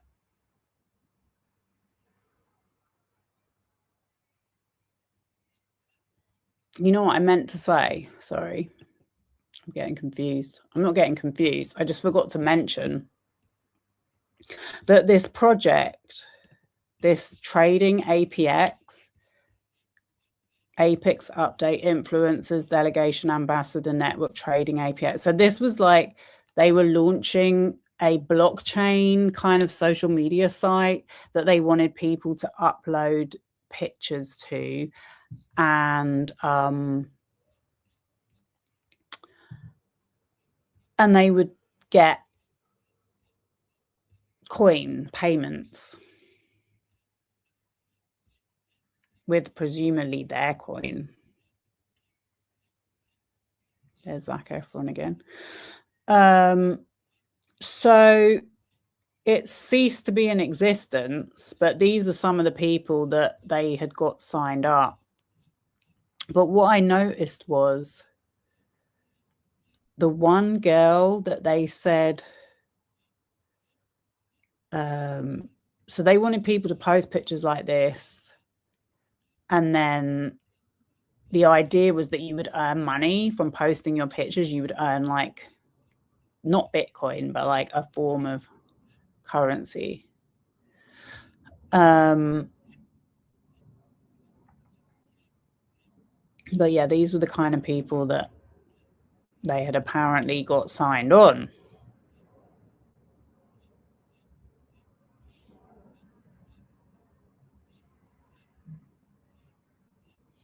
Selena's a visual merchandiser and Instagram model. Oh, look, Darren Olian. There he is. Darren is not only a part of the Apex team, he is also the Global Health Ambassador for Apex, entrepreneur of health and green tech, best-selling author and superfood hunter. He is traveling the world to find the most nutritious indigenous ingredients and bring them to the market. I think he sells like some nuts or something. Keeping the business sustainable and fair for the local farmers. I can guarantee you it's not.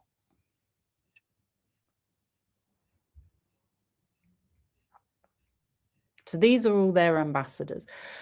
So let me see if it's going to show it or not, because the reason why I wanted to show you this is because these people look like bots. I think it was this one. Pretty nice video. Yeah.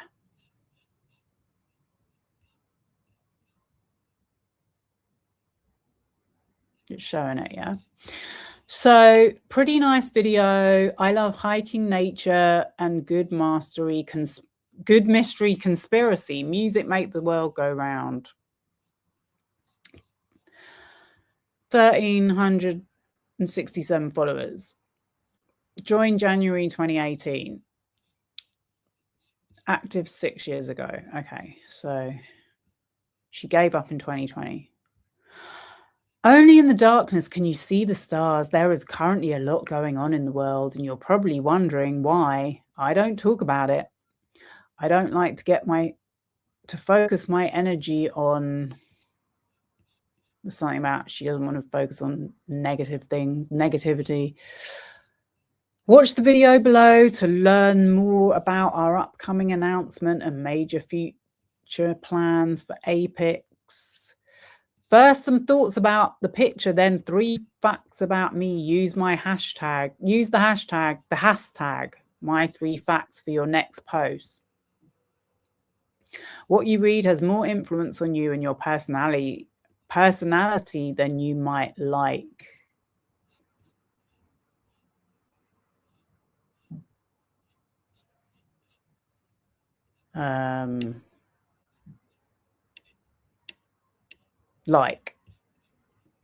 It's not the quantity that counts, but the content, the quality, And then she does like 3 facts about me, zodiac sign. I get nervous in the kitchen. And then there's all this weird stuff. And then there's these comments. And it's like, awesome. I'm the same when it comes to hobbies. I have many different creative interests. Someone said, wow, it's cool. 3 facts. She said, thank you, my dear. Yes, you are. Yes, you see, that's great. When we meet each other in real life, it will be fun. Always looking for something new to do. Celestin said, wow, brilliant. I like it. Thank you so much. I'm glad you like it. The second fact about you got me laughing. I can imagine the nervousness. Wow, you are so beautiful to look at. Good shot. Thank you. Okay, I found the clean dishes a fast habit a bit weird. But we were all weird. That's what makes us human. Great post. It's so good. Thank you for sharing about you. Awesome. Thanks for sharing about you. Great hashtag. So anyway, it's just giving Pop Farm. I thought. Okay, let me go back to Darren.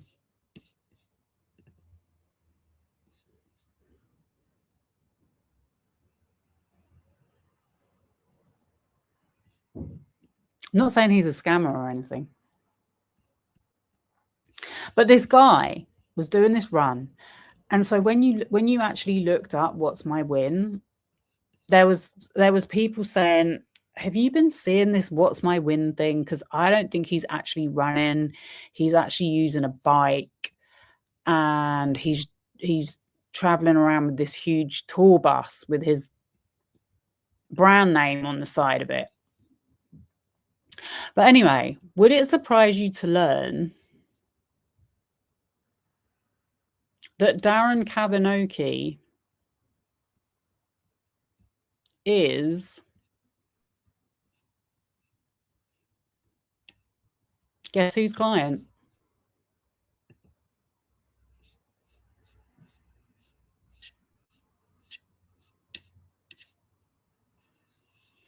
Jed Wallace, Street Relations, Inc. There he is.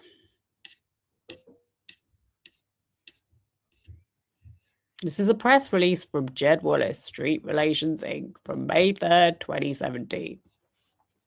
Darren Kavinoky's historic journey across America recently launched from the set of the Dr. Phil show and is already changing lives around the world, with the hashtag What's My Win initiative getting international media attention. Darren Kavinoky continues to inspire, change, raise awareness, and prove that nothing will stop him from crossing the country.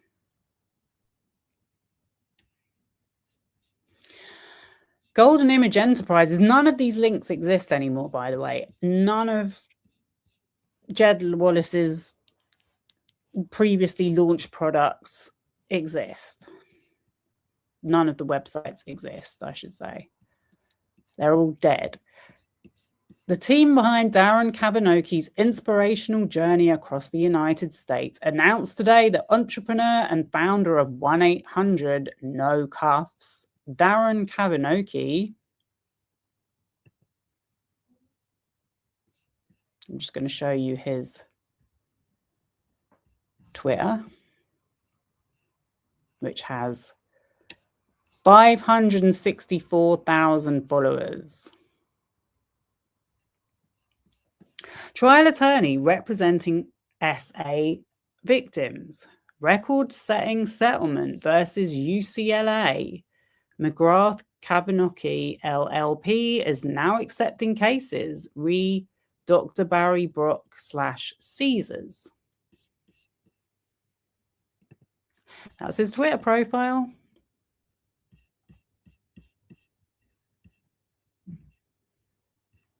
He continues to prove that ordinary people can accomplish and inspire extraordinary things when they have the desire to keep moving forward and know where they're going. Whether making a commitment to monitor your health at Hidji Health Station, walk around the block, or propel yourself across the United States, Darren's journey has had a greater impact than ever imagined.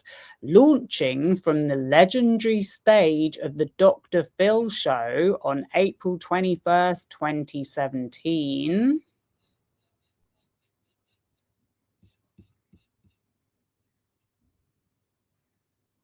Jed Wallace was connected to the Dr. Phil show. I'm going to read you in a minute.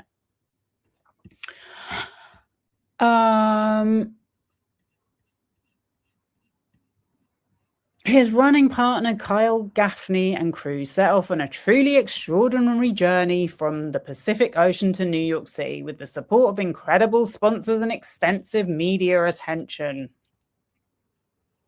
The team have vowed to keep moving forward at all costs. In spite of the expected rigors of the road, unforeseen injuries, and various detours, one thing is certain: nothing will stop Darren and his team from seeing their mission through to the finish, blah, blah, blah. Darren Kavinoky said the countless hours of training and thousands of pre-launch miles can never prepare you for the reality of the road.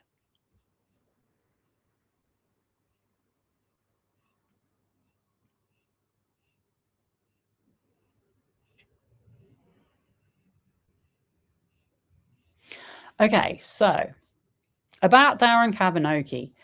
Darren Kavinoky is the co-creator and co-host of the TV show Deadly Sins on Investigation Discovery.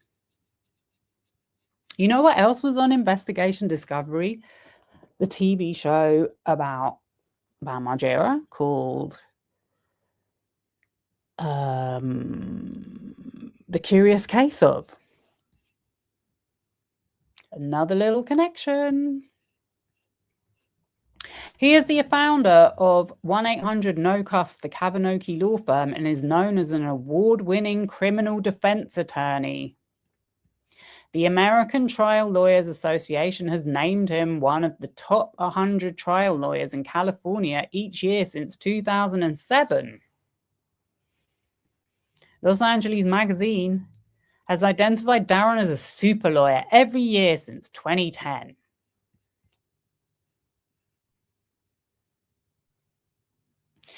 He has many other accolades and has authored 3 legal textbooks for major legal publishers in the field of criminal law. You know what else I found about him? Very little, but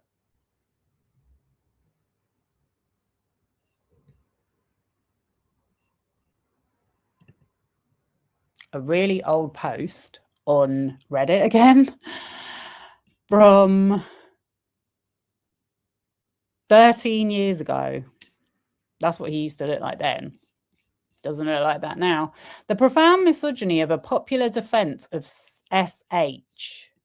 I've been chewing over this ridiculousness for a day. Darren Kavanoky trotted out one of the most tedious but frequently cited defenses of SH, that it wouldn't be considered harassment if the harasser was handsome. Unfortunately, the article is no longer online. And I also saw something about he does interventions and he helps people get off DUIs. Sounds like a great guy. Anyway, this is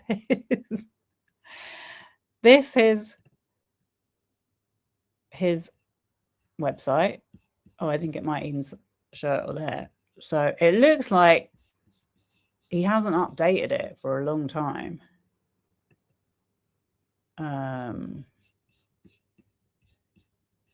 He makes great television.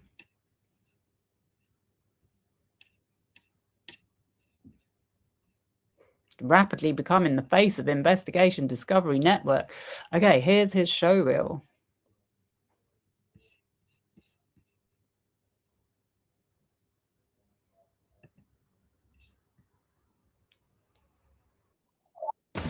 I'm Darren Kavanoky. Darren Kavanoky. I'm Darren Kavanoky. I'm Darren Kavanoky. Darren Kavanoky, Hollywood correspondent. As a defense attorney, I love this videotape. Speak for a minute to my good friend, defense attorney Darren Kavanoky. Well, ladies and gentlemen of the jury, there is a lot of evidence in this case. And by the way, your questions are just pouring in on Twitter. I promise I'm going to get to them as fast as I can. Let's start with the yes down here. I feel like Phil Donahue. I get to run around with this. Absolutely 2 full scoops of crazy. Our After Dark insider, the king of the Kavanokys, Darren Kavanoky. I want one word. One word. My one word, alphega, sin pregnant. And we'll try to make it simple with just one word. Perflaud. Oh, Vinny, there is only one word. It's transipulative. It's transparently manipulative. Inaplocker. Previctable. Tendentious. Abrapleadless. Bugly. One word, Vinny. Sombrosinate. Darren Kavanoky, attorney and host of Deadly Sins on Investigation Discovery. All of the 7 deadly sins are just human instincts gone awry. This show, hosted by criminal behavior expert Darren Kavanoky, examines the true evils that push people past the limits of the law to murder. I don't see her as my sister anymore. When someone you love has fallen too far, Hey! he won't make his next birthday. Trying to pull them back We are at a crossroads. means facing the truth This is a criminal intervention. or facing the consequences. If you say no, you're arrested. Breaking Point, all new series, premieres Thursday, January 15th at 10, only on Investigation Discovery. I'm Darren Kavanaugh, and this is In Session, and it's my privilege to bring you your front row seat to justice. Ooh, that gives me a tickle to say.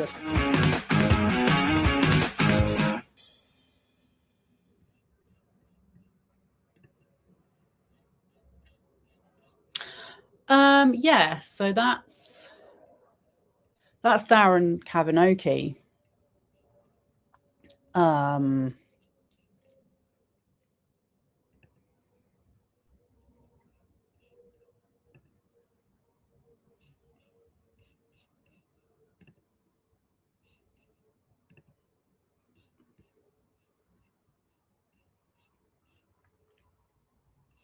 Now, this is an archived article because Jed Wallace's name has come up. He is trying to say that he doesn't know how to manipulate the algorithms and social media. It was just puffery. He was just monitoring for Tag PR at a fee of $30,000 a month, because he had to get that extra $5K for dealing with Taylor Swift fans. Another connection to Scooter Braun as well, besides the fact that he's invested in the company Tag PR. The Alexander brothers, I read that they one of their successes or one of their high points was selling Kanye West's house. Kanye and Kim's house, which was in 2018. And I'm like, yeah, that's when Kanye West was with Scooter Braun as a manager. Just another little thing that makes you go, So, yeah, this article came out in February 2025. I think it's been either deleted or edited, because when I read this, I'm like, I don't remember. I remember bits of this. Or maybe it's just now that I'm so like clued up on everything about these people that it just really was like, oh yeah, I forgot about that. Okay, so as you know, or you may know, you may not know, Jed Wallace has tried to have all his evidence sealed. He's tried to say that he can't breach the confidence of his other clients.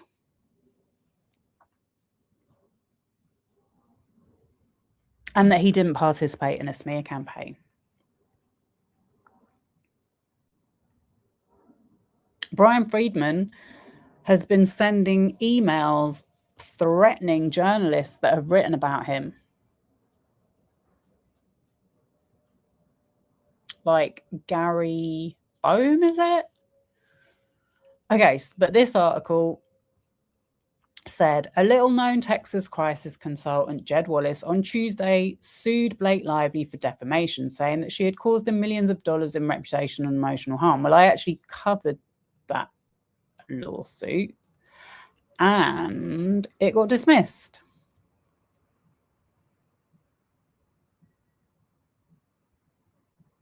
For lack of jurisdiction.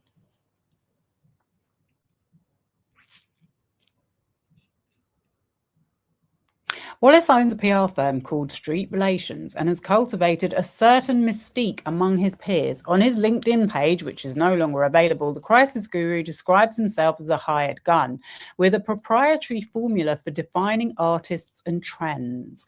One entertainment industry executive familiar with Wallace's services told Business Insider that Wallace is the guy you hire if your kid is stuck in Bolivia or something. You know what comes from Bolivia? that sniffy thing. Because if you didn't notice, that Darren Kavanaugh is an interventionist for reality shows. Jed Wallace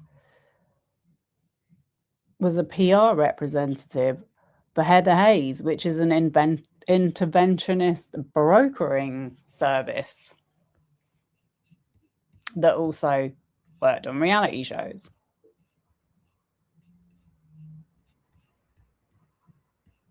Wallace 54 has represented the YouTuber Aidan Ross. He's written a letter to the judge in Aidan Ross's dad's financial case that is like telling the judge what an amazing streamer Aidan Ross is and what a great guy he is.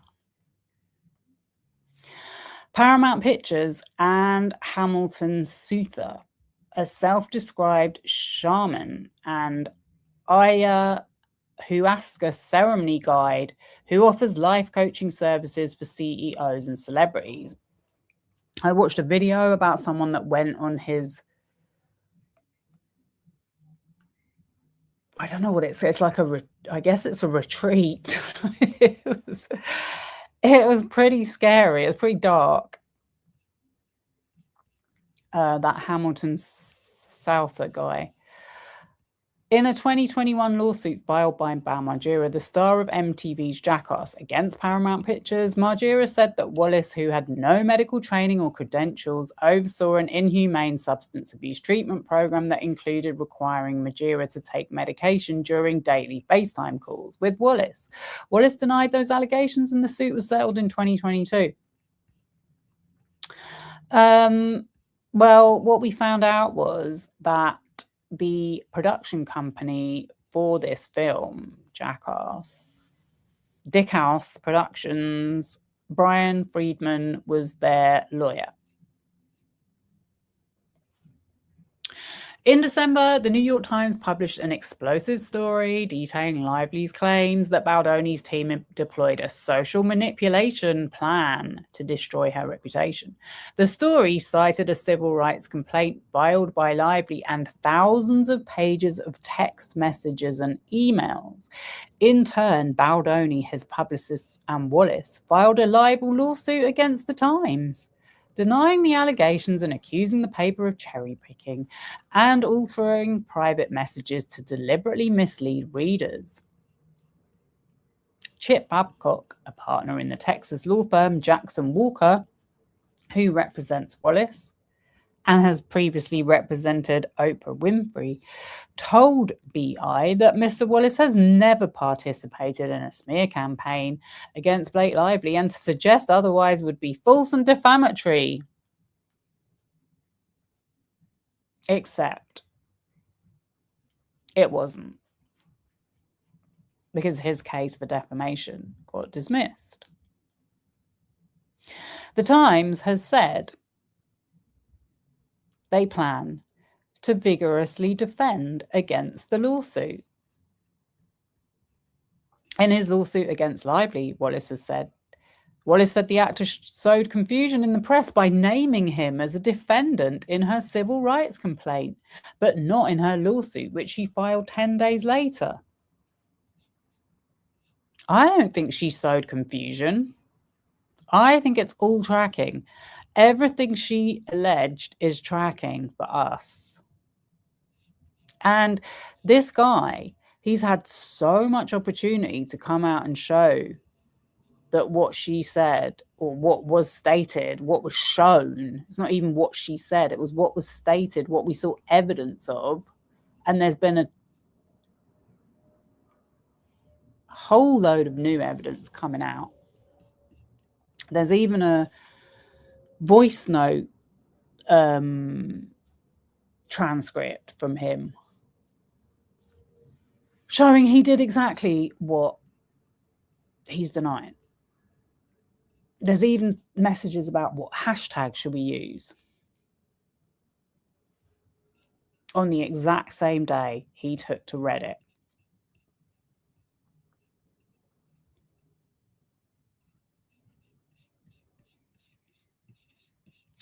His filing comes after Libby filed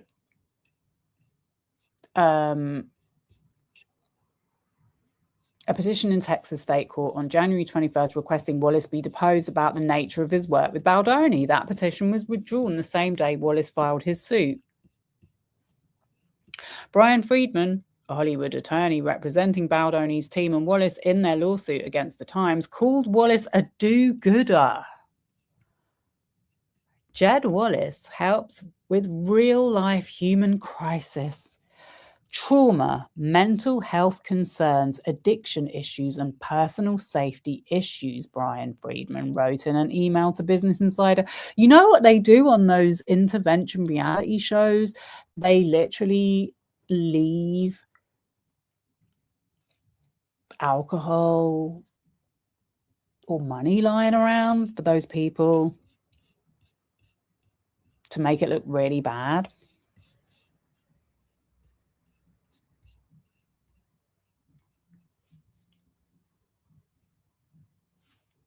After they've signed a contract, basically saying you can do whatever you want with this footage.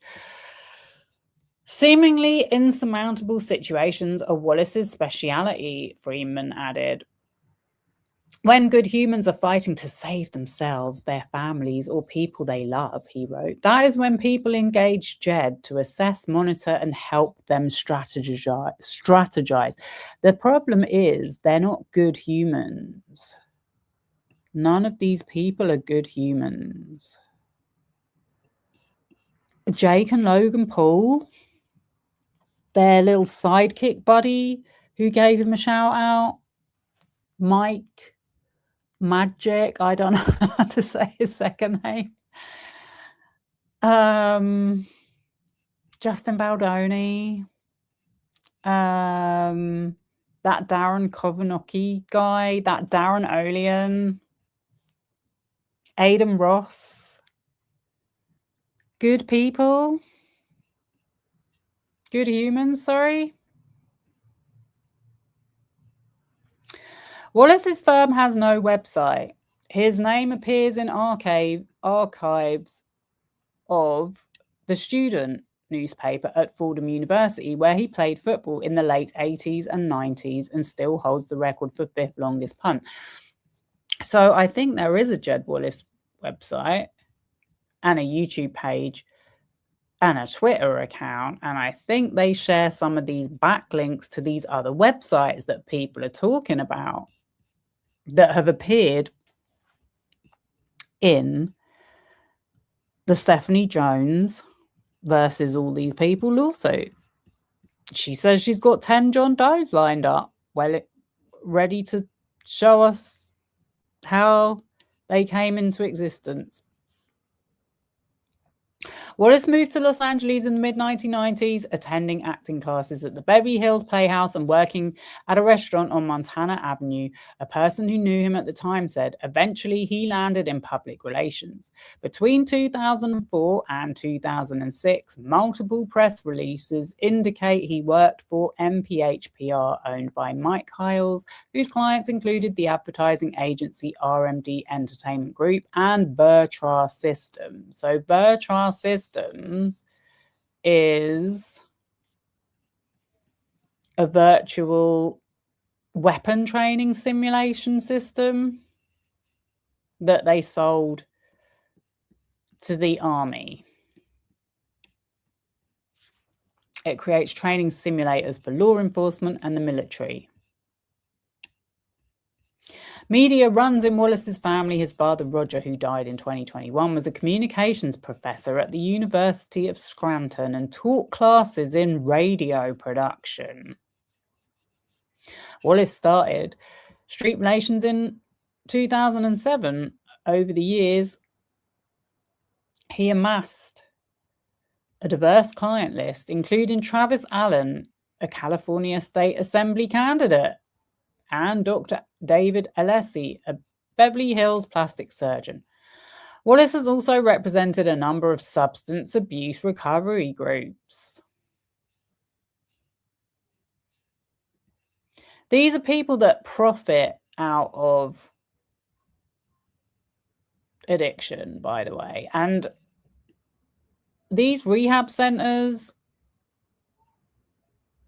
don't have a very good success rate, including a now shuttered addiction recovery center in New Jersey and a non-profit that helps mothers struggling with addiction and mental illness. He's also worked with Heather Hayes and Associates, a Georgia-based concierge service for addiction recovery. Wallace is now based in Dripping Springs, Texas. Don't be fooled. This Heather Hayes, I'm pretty sure they floated onto the stock market. In 2020, Paramount Pictures hired Wallace to oversee a substance abuse treatment program for Margera, a stuntman who was part of the Jackass franchise. In his lawsuit against Paramount, which was eventually settled on undisclosed terms, Margera said that Paramount required him to participate in the program in order to remain involved in the production of the movie. So he was the handler. The lawsuit says Wallace assembled a team that included his client, Heather Hayes. No, he's just helping people.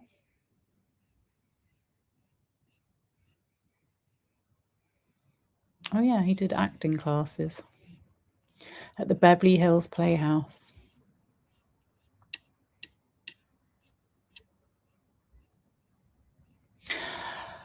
Margera alleged that the treatment program was psychological torture, comparing it to Britney Spears' conservatorship. He said he was required to have daily FaceTime calls with Wallace, during which Margera had to take a cocktail of pills that left him physically and mentally drained, depressed, and a shell of his former self.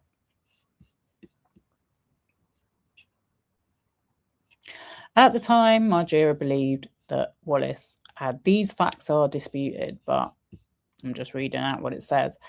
At the time, Margera believed that Wallace had the final say on which medications were prescribed to him based on Wallace's repeated statements that he was in charge of the program. He was in charge of the program, per the complaint. But Wallace was not qualified to manage his treatment program, Margera said later in his lawsuit. Wallace didn't have the bachelor's degree in biology from Fordham that he claimed to have.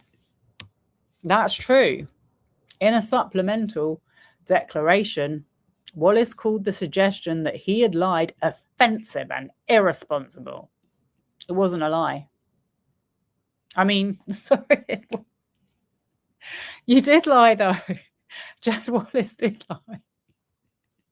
So it's not a suggestion. It's a fact. It was actually turned out to be factual. But he called it offensive and irresponsible. I would say it was responsible, actually, to let people know that you've been lying for all these years, that you had a bachelor's degree in biology when you actually have no qualifications like that. He told the court he dropped out of Fordham due to a family emergency and transferred to the University of Scranton. Oh, where his dad works. Oh my God.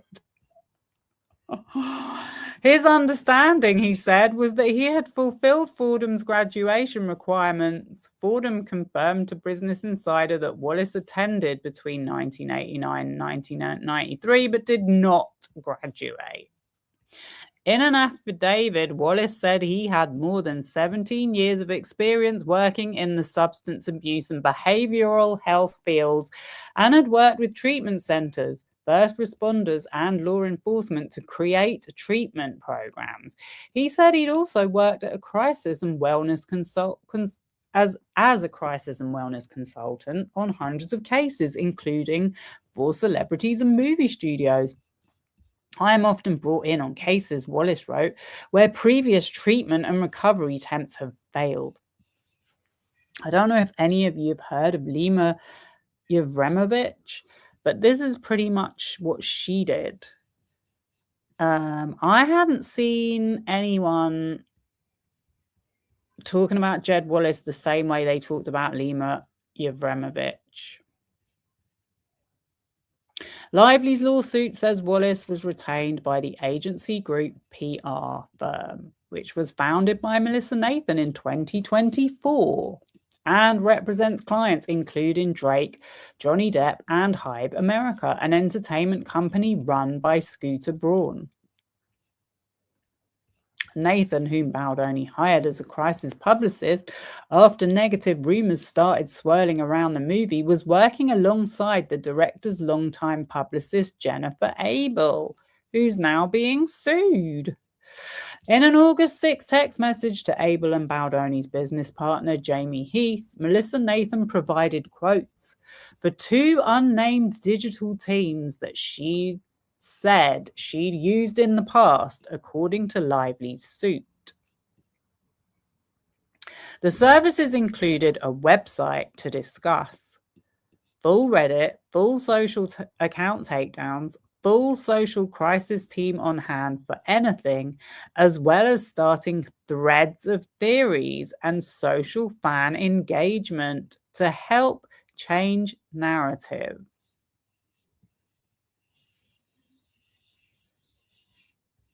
Nathan wrote of the proposed social media work, all of this will most importantly be untraceable. A few days later, Nathan, he said this was puffery. It's all checking out from where we're sitting. A few days later, Nathan texted Abel a message she said was from Wallace. We are crushing it on Reddit. While some social media accounts, that was when they were like, should we use hashtag Team JB or hashtag Team Justin? While some social media accounts accused Baldoni's team of using bots to amplify pro-Baldoni content, Nathan texted Baldoni that they did not do so because it would have been too obvious. Lively's lawsuit says that on August 9th, the day It Ends With Us was released, Abel texted the team a screenshot of a woman's post accusing Baldoni of exploiting her friend for his 2016 documentary, My Last Days, for which he interviewed people with terminal illnesses. According to Lively's complaint, the woman's post said that none of the documentary's proceeds benefited the subjects and that Baldoni misportrayed her friend's hometown. Well, it wouldn't be the first time he's done that, now we know. I'm assuming this is not true in the slightest, Abel wrote. Wrong. Either way, we flagged to Jed and his team for more serious action on the social side.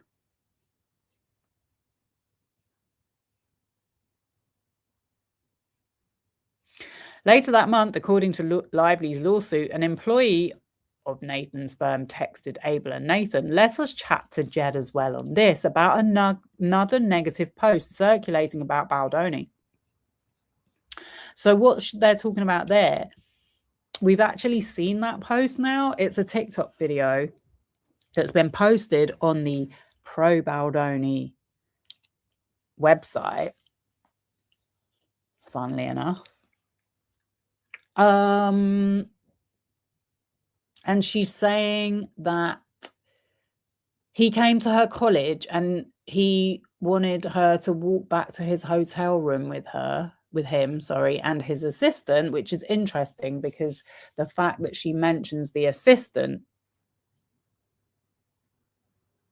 and his name checks out with what his assistant's name actually was.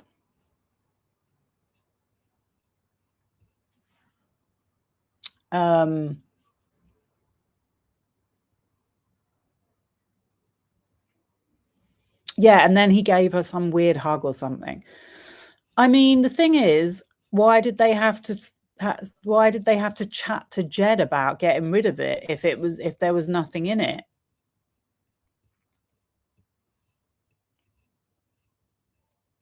Why do they have to wipe everything if they've not done anything wrong, like they're saying? Whatever Wallace was doing, Baldoni's team seemed pleased with it. The day after It Ends With Us hit theatres, one agency group publicist texted the team that they had started to see a shift on social, due largely to Jed and his team's efforts to shift the narrative towards shining a spotlight on Blake and Ryan. Well, we all know how that happened now. We all know how that happened now. Sarah Nathan was right there. Baldoni's team denied going on the offensive against Lively, but it's not unheard of to use social media to curry favor in the midst of the controversy. Filippo Menza, the director of Indiana University's Observatory on Social Media, said social media manipulation services are everywhere in the entertainment world. Anyone can pay to have content shared, reposted, commented on, or upvoted. Even Brian Friedman owns a clipping, or did own a clipping company. Once this artificial engagement kicks off, the content can go viral on its own as real people engage with it, Menza added. It's possible to detect the existence of these campaigns, he said, but finding out who's behind them is another story. That's what we're waiting for. While some platforms may require a phone number to enlist their services, people can use disposable numbers, and a device's IP address can be rerouted through a VPN, Menza said. There is no way to know who's behind them, he said. Okay, if you're the FBI, if you're some other powerful agency, there is. One Los Angeles-based crisis publicist said, the Lively Baldoni blow-up is not ideal for someone like Wallace. I imagine Jed has no interest in having his name out there, the publicist said. I don't really see what difference it makes. Unless he's embarrassed about what he does, which he should be. Because on top of it all, if he was involved in creating those websites for David Bono, Scooter Braun's business partner, he has formed a security company with David Bono, called their initials, something like JWDB Securities. It's like Brian Friedman has a company called Hitman Services Business. It's like they really are the definition of no F's given when it comes to naming their businesses. But yeah, Justin Baldoni even testified in his deposition that Jed had hooked him up with security. So I don't really see how that's affected his business. Anyway, that was that article. So this is very long. I think I'm getting through it all. I just want to mention before I finish, let me see, make sure I've been through everything. Yeah, so going back to this website,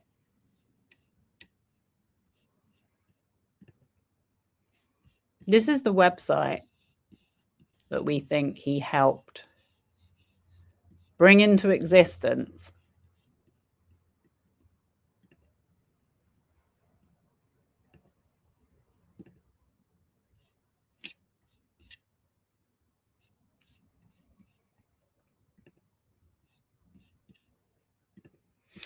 Yeah, so he has this business with Scooter Braun.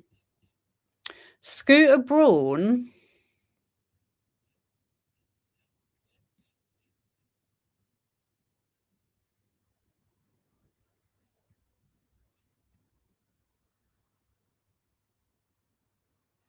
actually, before I do that, I wanted to say, so people were saying this was similar to the website called the Look Back Fraud.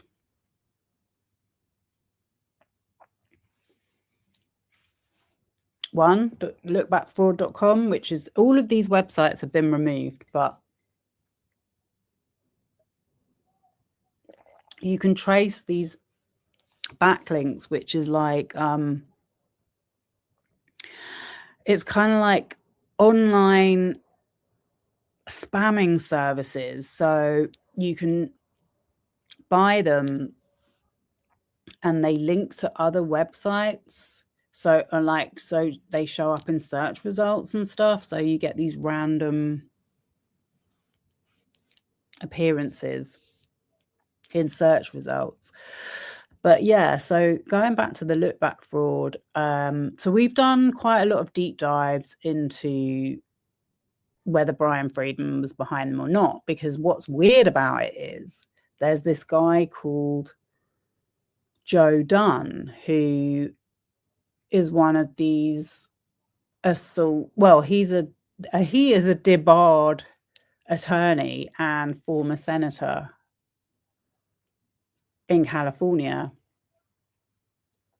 but his wife and his daughter, or his wife, works for a firm that does historical essay cases. He was the one that sort of put together with this other guy, Jeff, his name escapes me, but it's in our Alexa Nicholas Sloan video. They put together this launch for this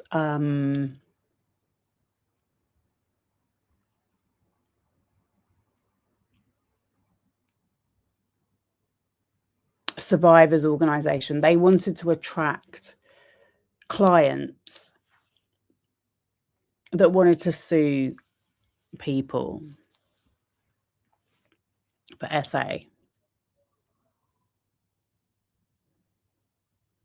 So yeah, the reason why we think it's suspicious is because Brian Friedman is known for doing this.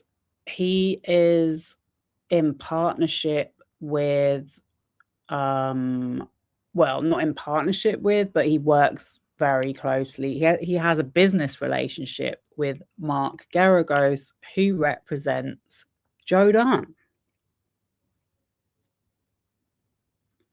So we feel like Brian Friedman has a vested interest in this.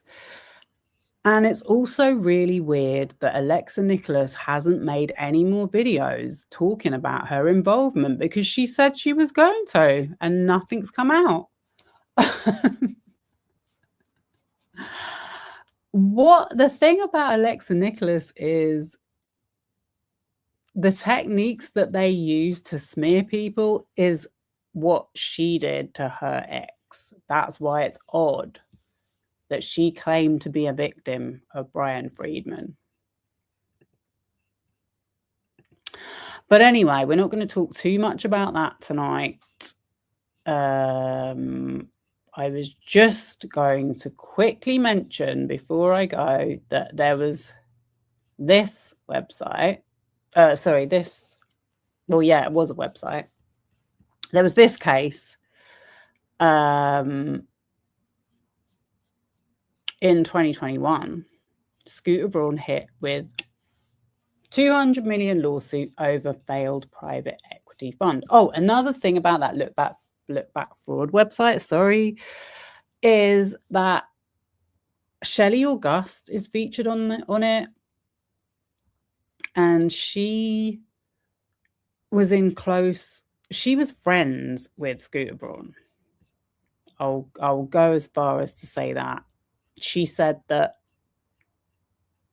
she'd known him since she was a teenager, and he taught her everything about digital marketing. So yeah, Scooter Braun hit with $200 million lawsuit over failed private equity fund. This is in 2021.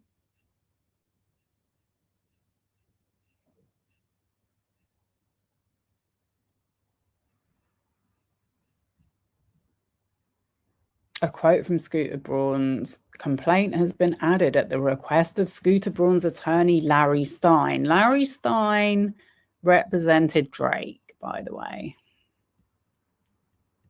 Scooter Braun is no stranger to controversy. In 2019, he went toe-to-toe with Taylor Swift over her music catalogue, and now the mega manager is being sued for $200 million by former Goldman Sachs and Guggenheim Securities executive Peter Commissar, who teamed up with Braun and manager David Bono to launch a private equity fund called Scope Capital Management.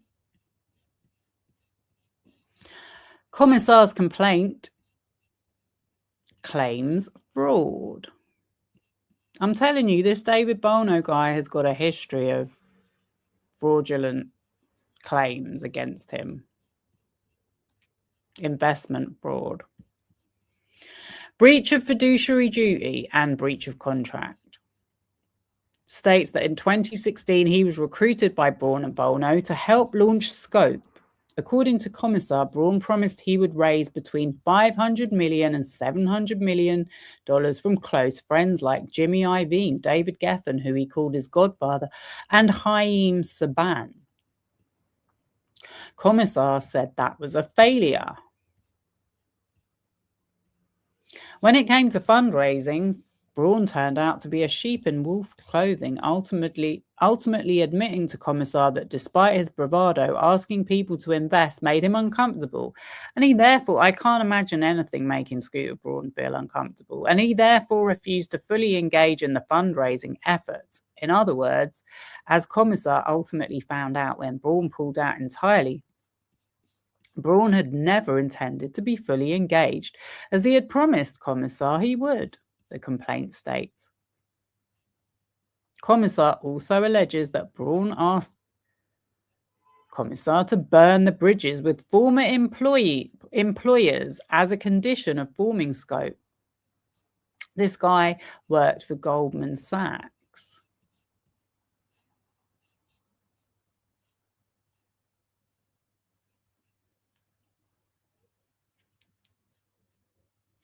Is there more to failure than meets the eye, according to Commissar, in a perceived conflict of interest and what would be construed as bad faith? Shortly after Scope was formed, Braun was making deals with private equity firm Carlyle Group to invest in Braun's Ithaca holdings, allowing Braun to make investments akin to the ones he would make at Scope. Commissar alleges that around the same time, Braun and Bono launched a campaign to disparage Commissar.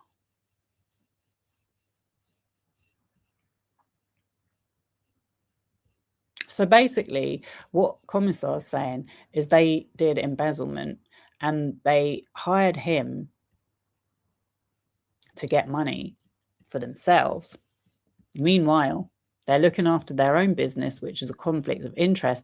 This new business that he's come on to front has failed. And he's left his job for it. Braun in a petition for arbitration that was filed almost immediately after being hit with Commissar's complaint thinks this is just a money grab due to the pending $1.5 billion sale of Ithaca to South Korean entertainment company HYBE. This is a transparent and unsuccessful threat by Commissar to derail Ithaca's sale and thereby hold Braun and Ithaca hostage unless they cave into Commissar's extortionate demands. Those tactics proved flawed, as Braun refuses to be extorted and the sale of Ithaca has already closed. Further, like Braun, HYBE sees Commissar's baseless allegations for what they are, an attempt by a failure and an opportunist to make a quick buck off someone else's hard work. Braun says he initially funded Scope with $5 million plus $3 million for Commissar's salary, which was squandered due to Commissar's failures. One day, I woke up to find that a guy who took $5 million from us years ago with zero results has now read a headline of our success and has shown up out of the blue to ask for more money, Braun wrote via Twitter. Got to love a good opportunist. Unfortunately, we don't scare easy. Wish him well.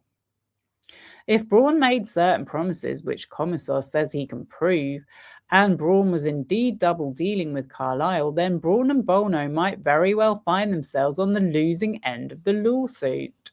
When reached for comment, Braun's team reiterated Braun's position that Commissar diverted his time and effort as well as the time and effort of the support staff that Braun's investment funded to a consultancy business he was operating for his own account, in which he earned over $4.5 million in consulting fees, a clear violation of the terms of his employment agreement and the fiduciary duties that he owned.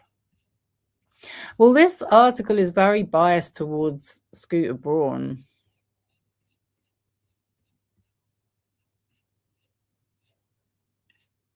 It would seem.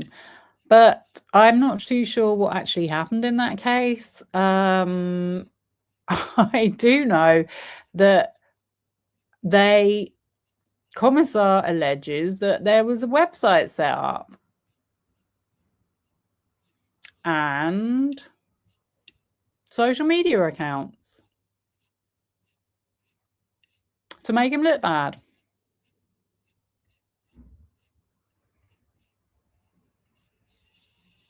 That apparently link to these other websites.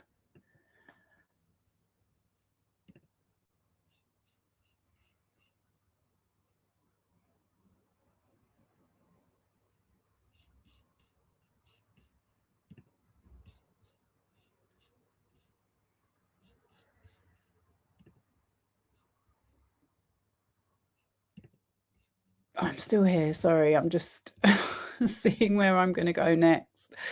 Okay, so this is on Brian Friedman's website. This is on Brian Friedman's website. I'm just going to get rid of anything I don't need here. Yep, okay. I'm a lot less cluttered now. I had so many tabs open. Okay, I've done him. Okay, right. So this is on Brian Friedman's website. It's from the Hollywood Reporter. And it says, Brian Friedman, the lawyer representing UTA in a clash over Michael Kassan's departure from the agency, has prevailed in a lawsuit accusing him of defaming the Media Link founder. Let me just show you what I'm talking about. This is also in 2021.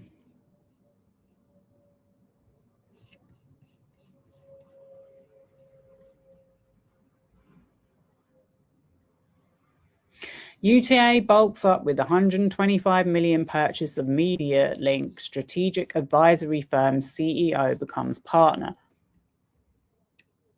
So basically, UTA wanted to compete with the other big agency in Hollywood, WME, by purchasing this company, Media Link.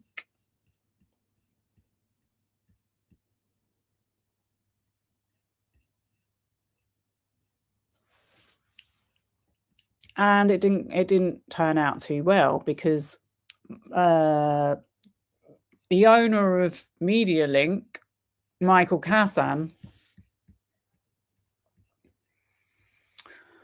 ended up leaving, and then they both sued each other. But guess what?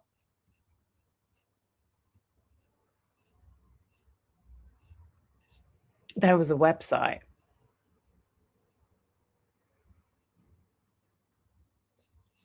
This is what Jeremy Zimmer said. Jeremy Zimmer is in business with Brian Friedman. Brian Friedman doesn't just represent his agency, who represents people like Tracy Tutor from $1 Million Listing, Bethany, what's her name, from Real Housewives? I think is it Bethany Frankel? Loads of them. It's one of the top agencies. Even wasn't Jamila Jamil talking about them, or was it the other one? I forget. She said she was at a Hollywood party for one of them. This is an expansion driven by two things. UTA CEO Jeremy Zimmer told Deadline tonight of the move to buy MediaLink. One, the opportunity to work with a great entrepreneur like Michael Kassan and to work with the great company he has built, the exec said. But also it really fortifies and electrifies the strategy of ours, which is very focused on how we become more integrated with the brands, how we work more closely with brands, create opportunities for our clients to work more closely with brands, and to really help navigate the increasingly complex universe that brands are facing as media goes to streaming and as more and more of the traditional outlets where brands have advertised are becoming less critical to the audience. So Michael Kassan was more doing like he's an advertising company, so they thought, well, we'll integrate with them and then we'll be able to get more sponsored deals, aka ads, as content. I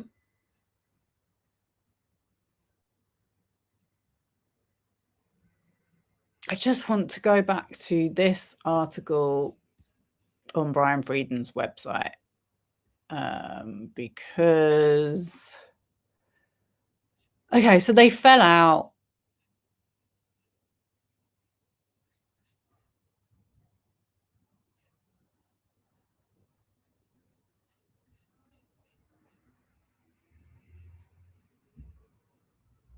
And I'm trying to remember who sued who. Brian Friedman, the lawyer representing UTA, in a clash over Michael Kassan's departure from the agency, has prevailed in a lawsuit accusing him of defaming the media. Oh, so Michael Kassan accused Brian Friedman of defaming him. And I believe there was a Michael Kassan website set up.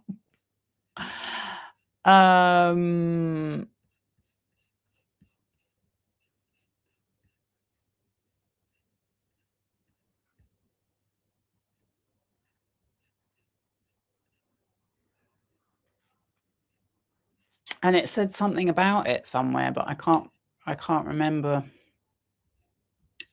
I can't remember where I saw it. I don't want to read the whole article because it might be really boring.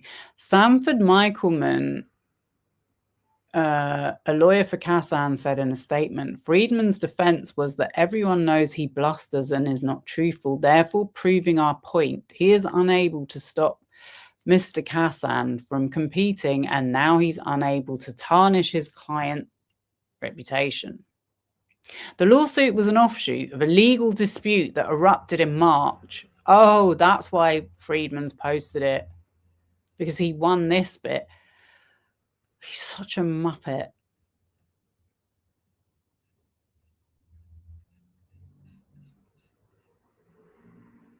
Kassan claimed that he resigned from UTA after being lied to about his powers at the agency and the company asserting that it fired him for misusing funds.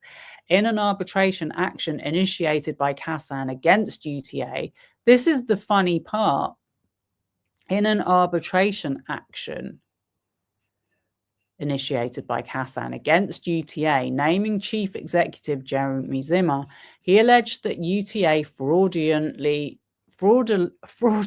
introduced him to agree to a sale of MediaLink, only to then walk back the very promises made regarding what he would oversee at the agency and allowances for his special expenses budget. He resigned on March 6th, allegedly preempting the agency, terminating him the next day. So Friedman was involved in the arbitration action. So then he goes around publicly, in Kassan's words, defaming him. The allegedly defamatory statements concern Friedman calling Kassan a pathological liar.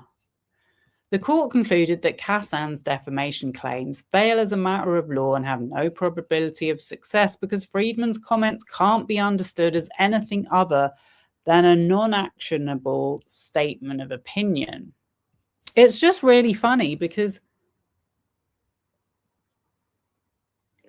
Friedman had the cheek to sue the New York Times for the same thing when they actually showed a lot of evidence in that article for their claims.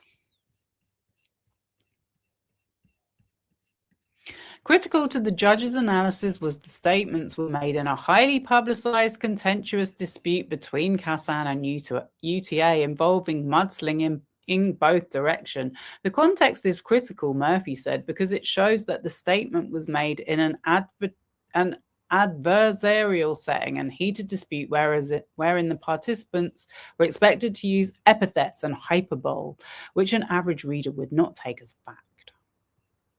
You know who else needs to read that? Drake.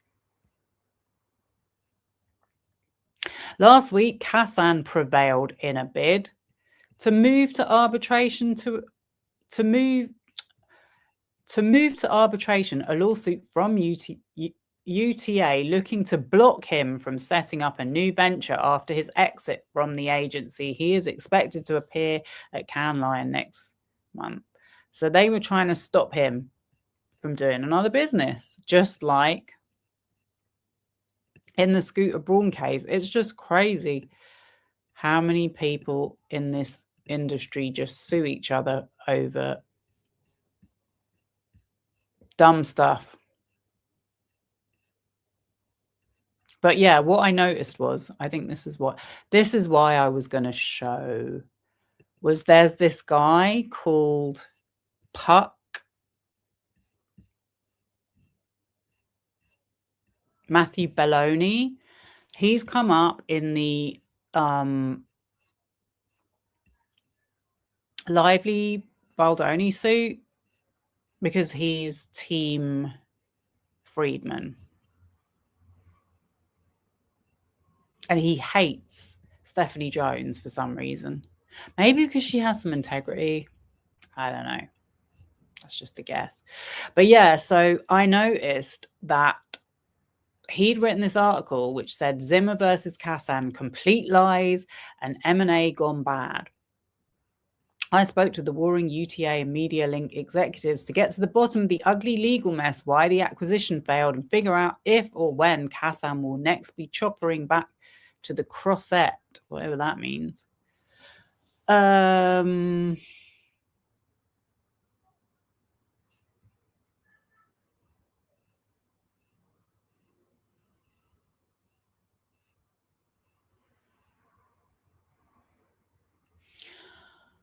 Kassan argues that he was perfectly happy running Media Link Essential, but then Zimmer lured him to UTA with 125 million, and most importantly, the promise that he'd run all of its entertainment and culture marketing group, therefore elevating his profile, his purview, and ultimately his business. Then, when he got there, Zimmer pulled a switcheroo, keeping Media Link siloed, letting lesser marketing partners report to someone else, and eventually bringing no additive value to the partnership as promised.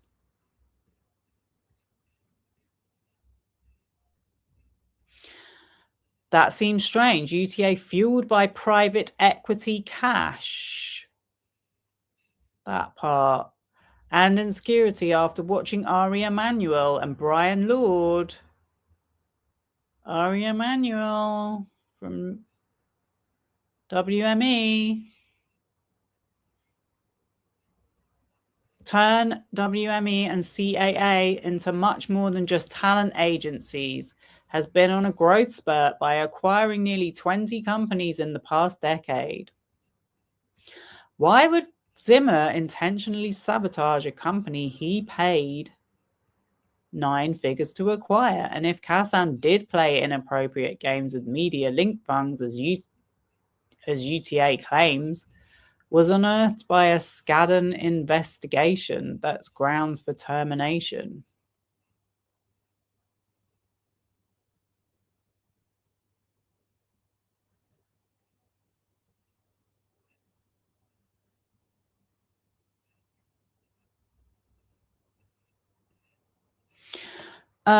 Still, I wanted to know what was really going on here. Sure you did.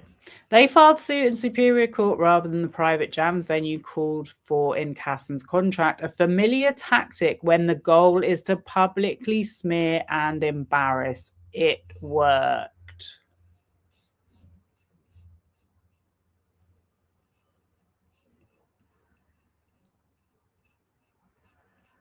See that? Michael was at home in LA texting with friends and former colleagues, and he was game to chat given the barrage unleashed by UTA and its go-to litigator, Brian Friedman.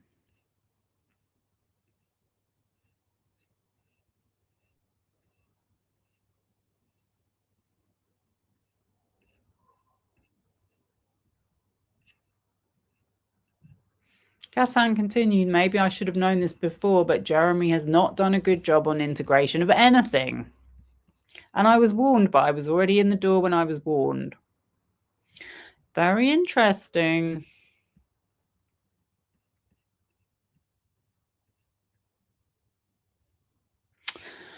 By February, the situation had become untenable, Casson said. He woke up one morning and in his Peter Finch moment, he resigned and offered to give up $10 million in severance in exchange for the ability to compete with his old firm. That's when UTA freaked, he told me. Kassan said Zimmer initially begged him to stay, but then they got on a Zoom with the lawyers, and in the words of Kassan and his attorney, Zimmer threatened to destroy Kassan's reputation, harm his legacy, and make the situation uncomfortable for his family. That just sounds very familiar. Those are the exact words Brian Friedman uses all the time. So, yeah. I don't know if it says anything about the smear websites, but anyway, that was that. So one last thing before I go, because I'm doing a deep dive. And there was another smear website alleged in the Blake Lively, Justin Baldoni lawsuit. Pretty early on, actually. It was back in August. Because how do we find out? Oh, yes. The Amanda Ghost website. Amanda Ghost is represented by the same attorneys that Katie Case is using. So this is all, there's just so much crossover. But yeah, I'm pretty sure that they brought up that Brian Friedman had been involved in this lawsuit with this Christian Lang guy, where they'd used social media to try and basically smear this guy, Christian Lang, and get money out of him. They wanted him to pay to get rid of these social media posts. That was essentially what Brian Friedman was saying.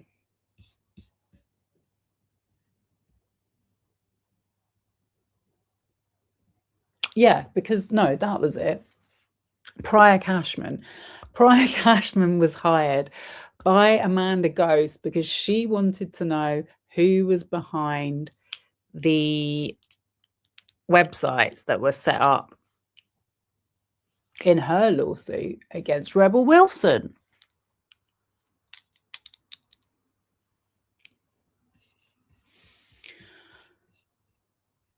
And then Brian Friedman had been threatening this guy's attorney, who was Johnny Depp's lawyer. And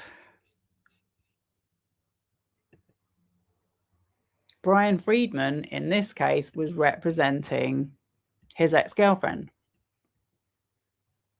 And you know how he got the client? Through arbitration. Because I don't know why. I think I was confused this had something to do with Scooter Braun. I don't know that it does.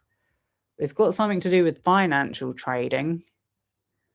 But yeah, in the New York Post notice, it says a tech CEO who allegedly forced a former assistant to become his sex slave claims the accusation surfaced only after a powerful Hollywood lawyer attempted to shake him down for $10 million for a payday, the Post has learned. Christian Lang, who left the helm of San Francisco-based tech union Tradeshift in October, this is in 2024, so this is just before Melissa Nathan teams up with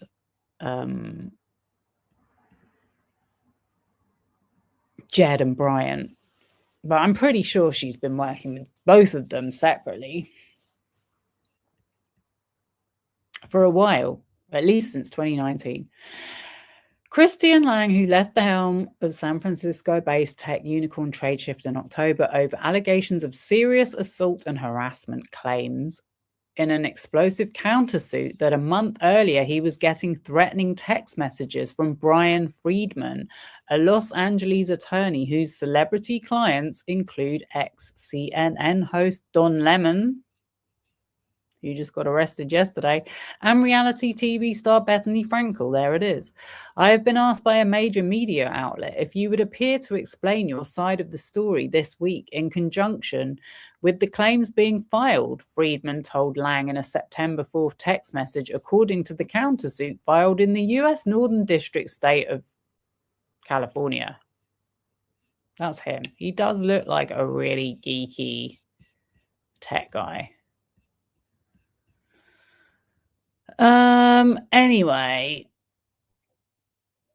the media outlet was TMZ. So TMZ, where Mark Garagos is practically an installation. I don't think he's got shares with them, but he might as well have. The media outlet was TMZ, where Friedman had appeared the previous month holding up a copy of an alleged slave contract with the names blacked out, according to the Tuesday suit. TMZ is owned by Fox Corporation, which shares a common owner with the New York Post. While Friedman purportedly appeared on TMZ for a separate case about his reality TV star clientele, he held up a copy of the redacted slave contract while on camera, a clear threat to the counterclaimant, per Lang's camp, who have maintained that Lang and his accuser, known in court papers as Jane Doe, were in a consensual relationship. The day after the initial September 4th text, Friedman messaged Lang again, writing, "Christian, I don't control media, as you know, but once filed, cases take on lives of their own, according to court papers. Obviously, payment avoids the filing. Is that happening today? Bruce offered $10 million filed by August 15th.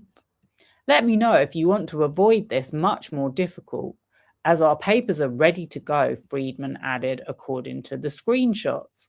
So this is Brian Friedman on TMZ. I don't know if you can see it. It's a still. It's not a video.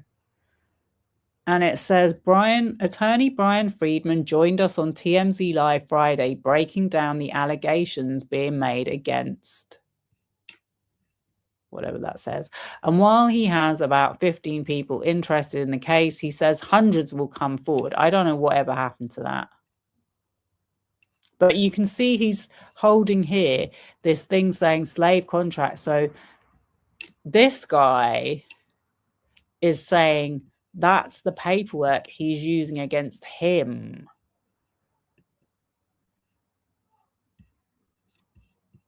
To say that his ex-girlfriend was made to sign a sex contract.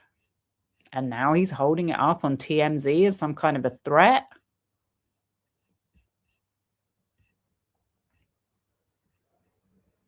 And guess what appeared? A website.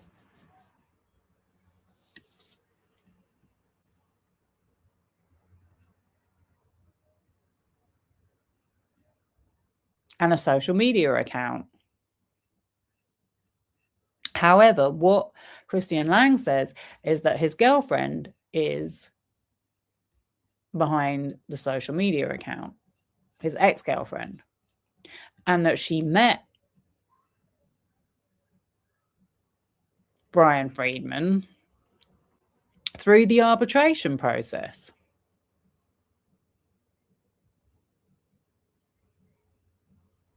When she was leaving the business. This is how this guy carries on. The screenshot of a text exchange between Friedman and Lang was included in the countersuit. In it, Friedman said Lang was throwing away his future and creating a lasting effect on his ability to do business by not handing over another hefty chunk of money.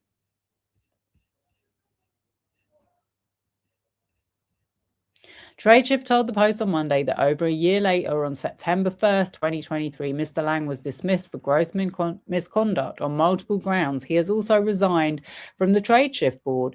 Lang claims in his countersuit the shakedown began after he missed a deadline for an installment on the $10 million out-of-court settlement with Doe. In response, he alleges that Friedman's Los Angeles-based law firm, Friedman, Tateman and Cooley, LLP, hired third parties to develop fake websites and Twitter accounts to fabricate accounts of misconduct by Lang in early 2023. A spokesman for Lang claimed that one of those fake accounts operated on X with the handle A. Christian Lang, tweeting cryptic posts such as, "To Christian and the entire Tradeshift board, I am not going anywhere. None of us are. This is just the beginning." The idea was embarrassing and intimidating Lang, so that he would agree to pay even more money than the sum already paid, per the countersuit.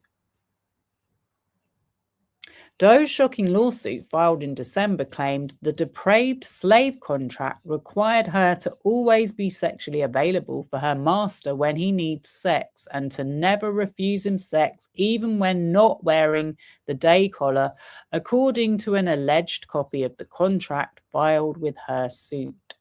Whenever she sees her master in private for the first time, she is to kneel and ask if there is anything she can do for him, the purported contract added of Doe, who was fired from Tradeshift in 2020. During one of several rounds of layoffs Tradeshift has unfortunately had to undergo, Lang said late last year. Doe, who worked as Lang's assistant at one point, was also supposed to keep a diary of his subjugation and enslavement of her, and had agreed to be beaten with a cane if she did not write submissive entries, according to her lawsuit. In his countersuit, however, Lang included an alleged entry in which Doe gushed about her relationship with Lang. I have actually seen these exhibits, and it doesn't sound to me like she's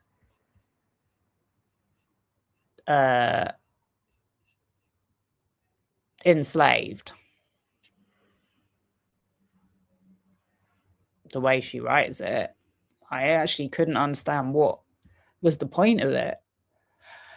I am so obsessed and in love and in awe and so bubbling, wanting, desiring, aching for Christian. I am so much more confident. I'm also very much his sex slave, lol. She was sending him like links to videos of him and songs that she liked that reminded her of him and stuff like that. In his countersuit, Lang claims that the slave contract was merely a sexual prop downloaded from the internet. After Lang and Doe's relationship came to include elements of BDSM and was by no means intended to be enforceable, especially in the workplace. Lang added in a statement to the Post that he filed a counterclaim in California on Tuesday against Friedman, Cooley, and Doe for extortion, defamation, breach of contract, and intentional infliction of emotional distress.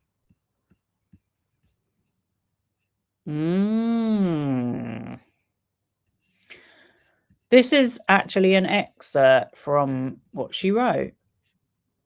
I am so obsessed and in love and in awe and so bubbling, wanting, desiring for Christian, my handsome man. I am such a lucky girl. He makes me a woman. I am so much more confident. I'm also very much his sex slave, lol. I'm aching to give myself to him all morning, wet and waiting. And when he texted, I jumped and screamed in joy. He. I really like him a lot. Okay, let me just show you.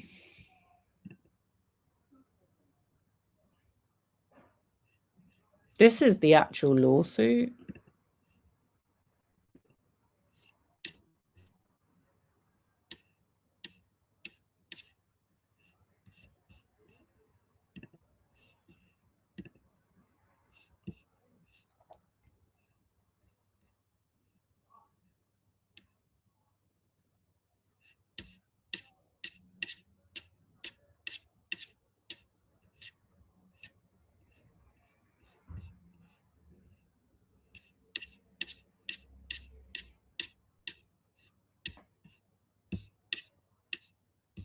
So Brian Friedman's still trying to settle with this guy. He was supposed to pay his girlfriend $10 million because she was being let go from the company. Yeah, this is how I understand it, because it's taken me a long time to figure this out. And he was her ex.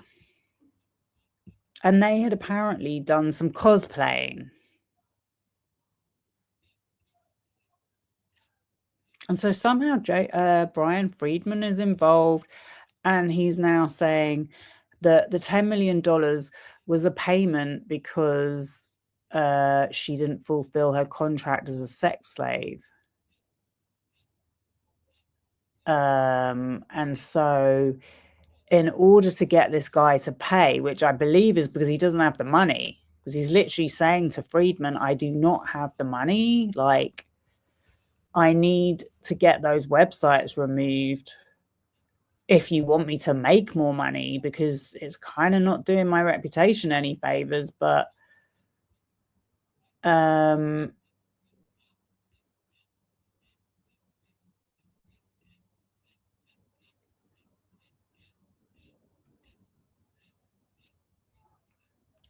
basically, yeah, now I get it. Friedman is using the website and the social media accounts to say that if you don't pay, your reputation's going to be finished. And going on to TMZ with the prop is kind of crazy. So we have here,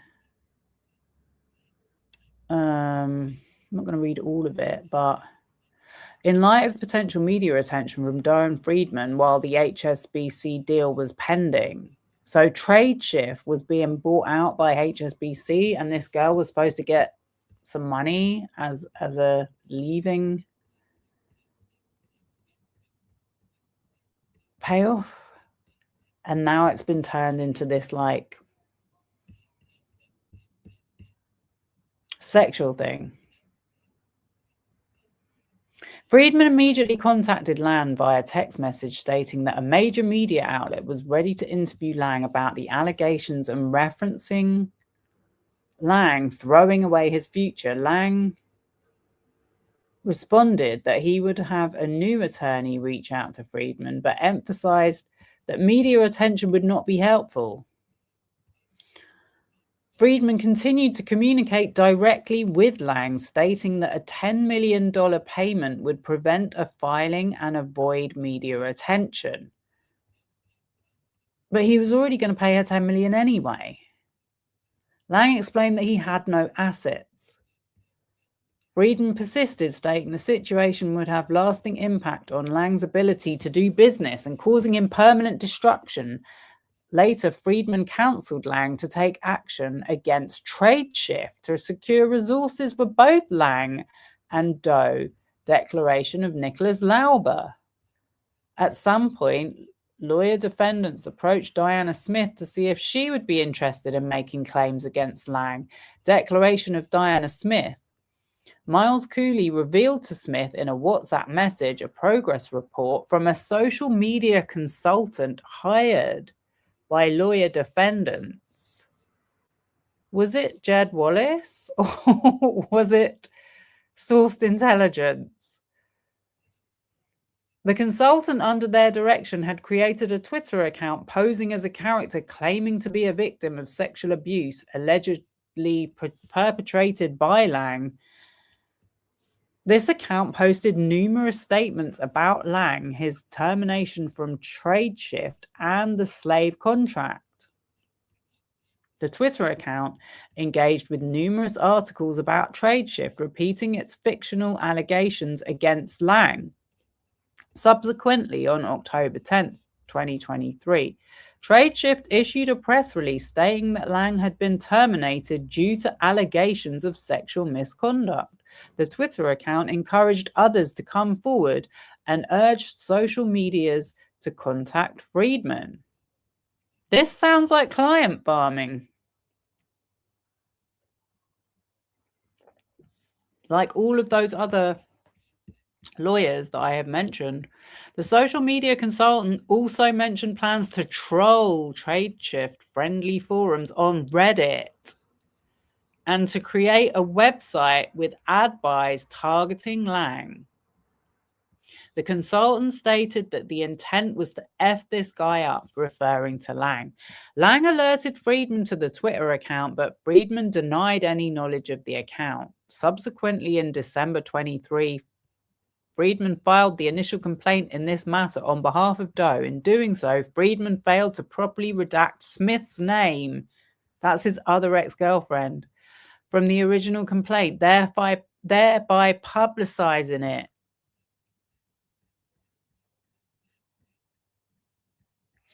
Lang brought his counterclaims in April 2024 when contacted for comment on Lang's counterclaims by Finans, a Danish media outlet. Friedman stated that Lang had never paid Doe a dime. See Lang declaration. Finans then reached out to Lang for a response to Friedman's comment, prompting Lang to file his amended counter-complaint. So this is crazy, but it has all the same methods and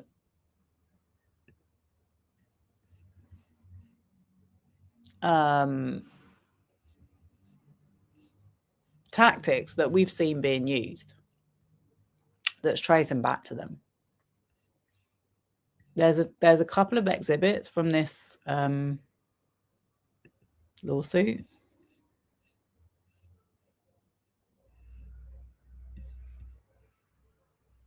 This is recently October 10th. October, that's short-sighted of them. October 12th. Are you aware of your client's Twitter account? Send to me. This is Christian Lang messaging with Brian Friedman. 22nd of July, 2024.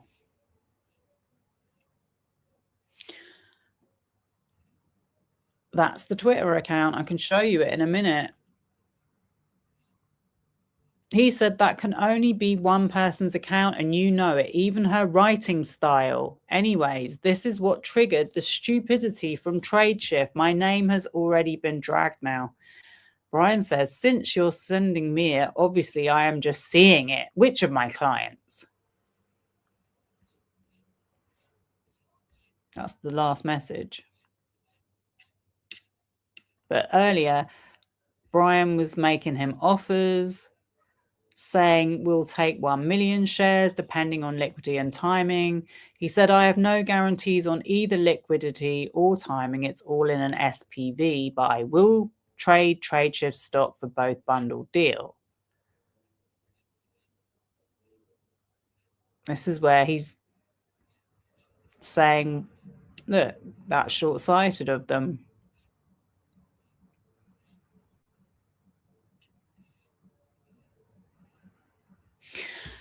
So messy is not the word. This is the message from the consultant.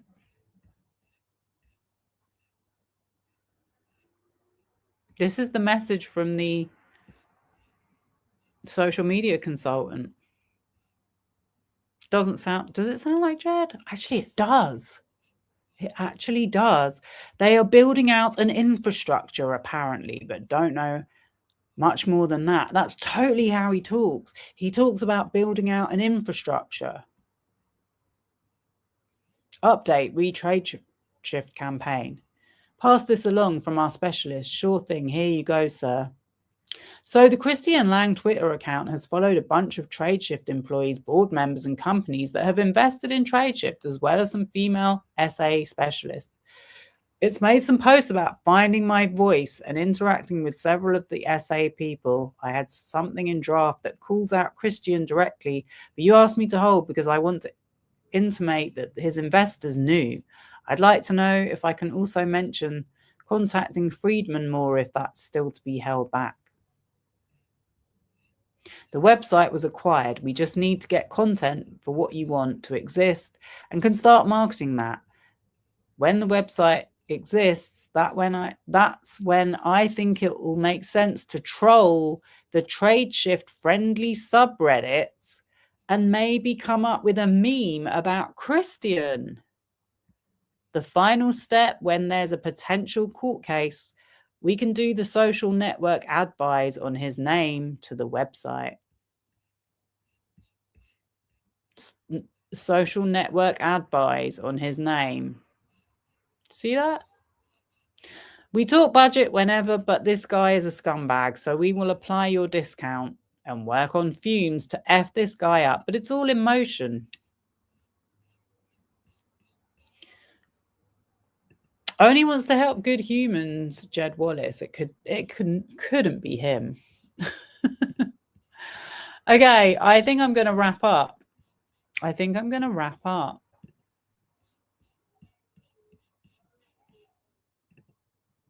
This is the San Francisco Standards report of this case. TradeShift co-founder and former leader Christian Lang says the SA lawsuit filed against him is only for financial gain.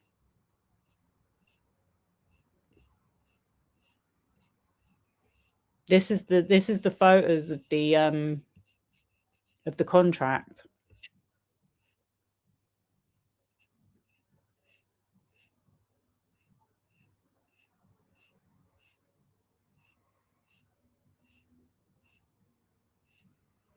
Let me see if I can quickly, actually, before I go, I can get rid of that. Yeah, I can. Let me see if I can show you the Twitter account. This one is so similar to the Alexa Nicholas. I can't help but notice.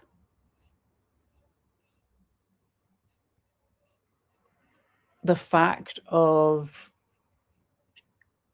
Brian Friedman representing Alexa Nicholas's ex.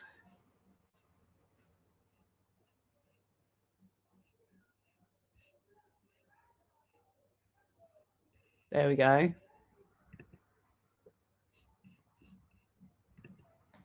That's the Twitter account.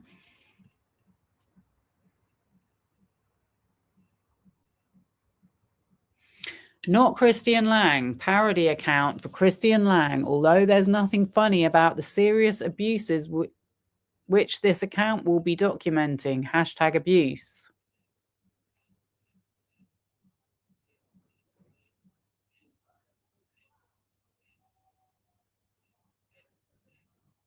There's the Danish thing he was talking about.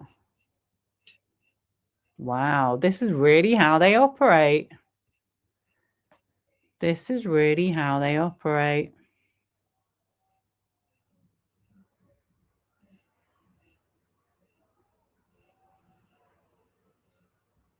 It did happen in the US. He kept several women as sex slaves. The board and investors knew it. Terrible.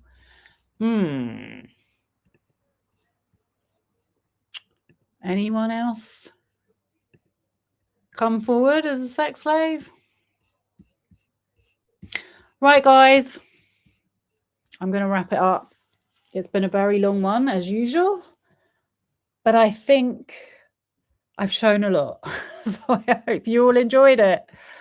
And let me know what you think.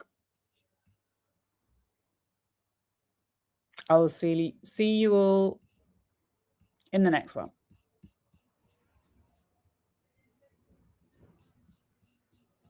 Take care. Have a lovely rest of the day or evening.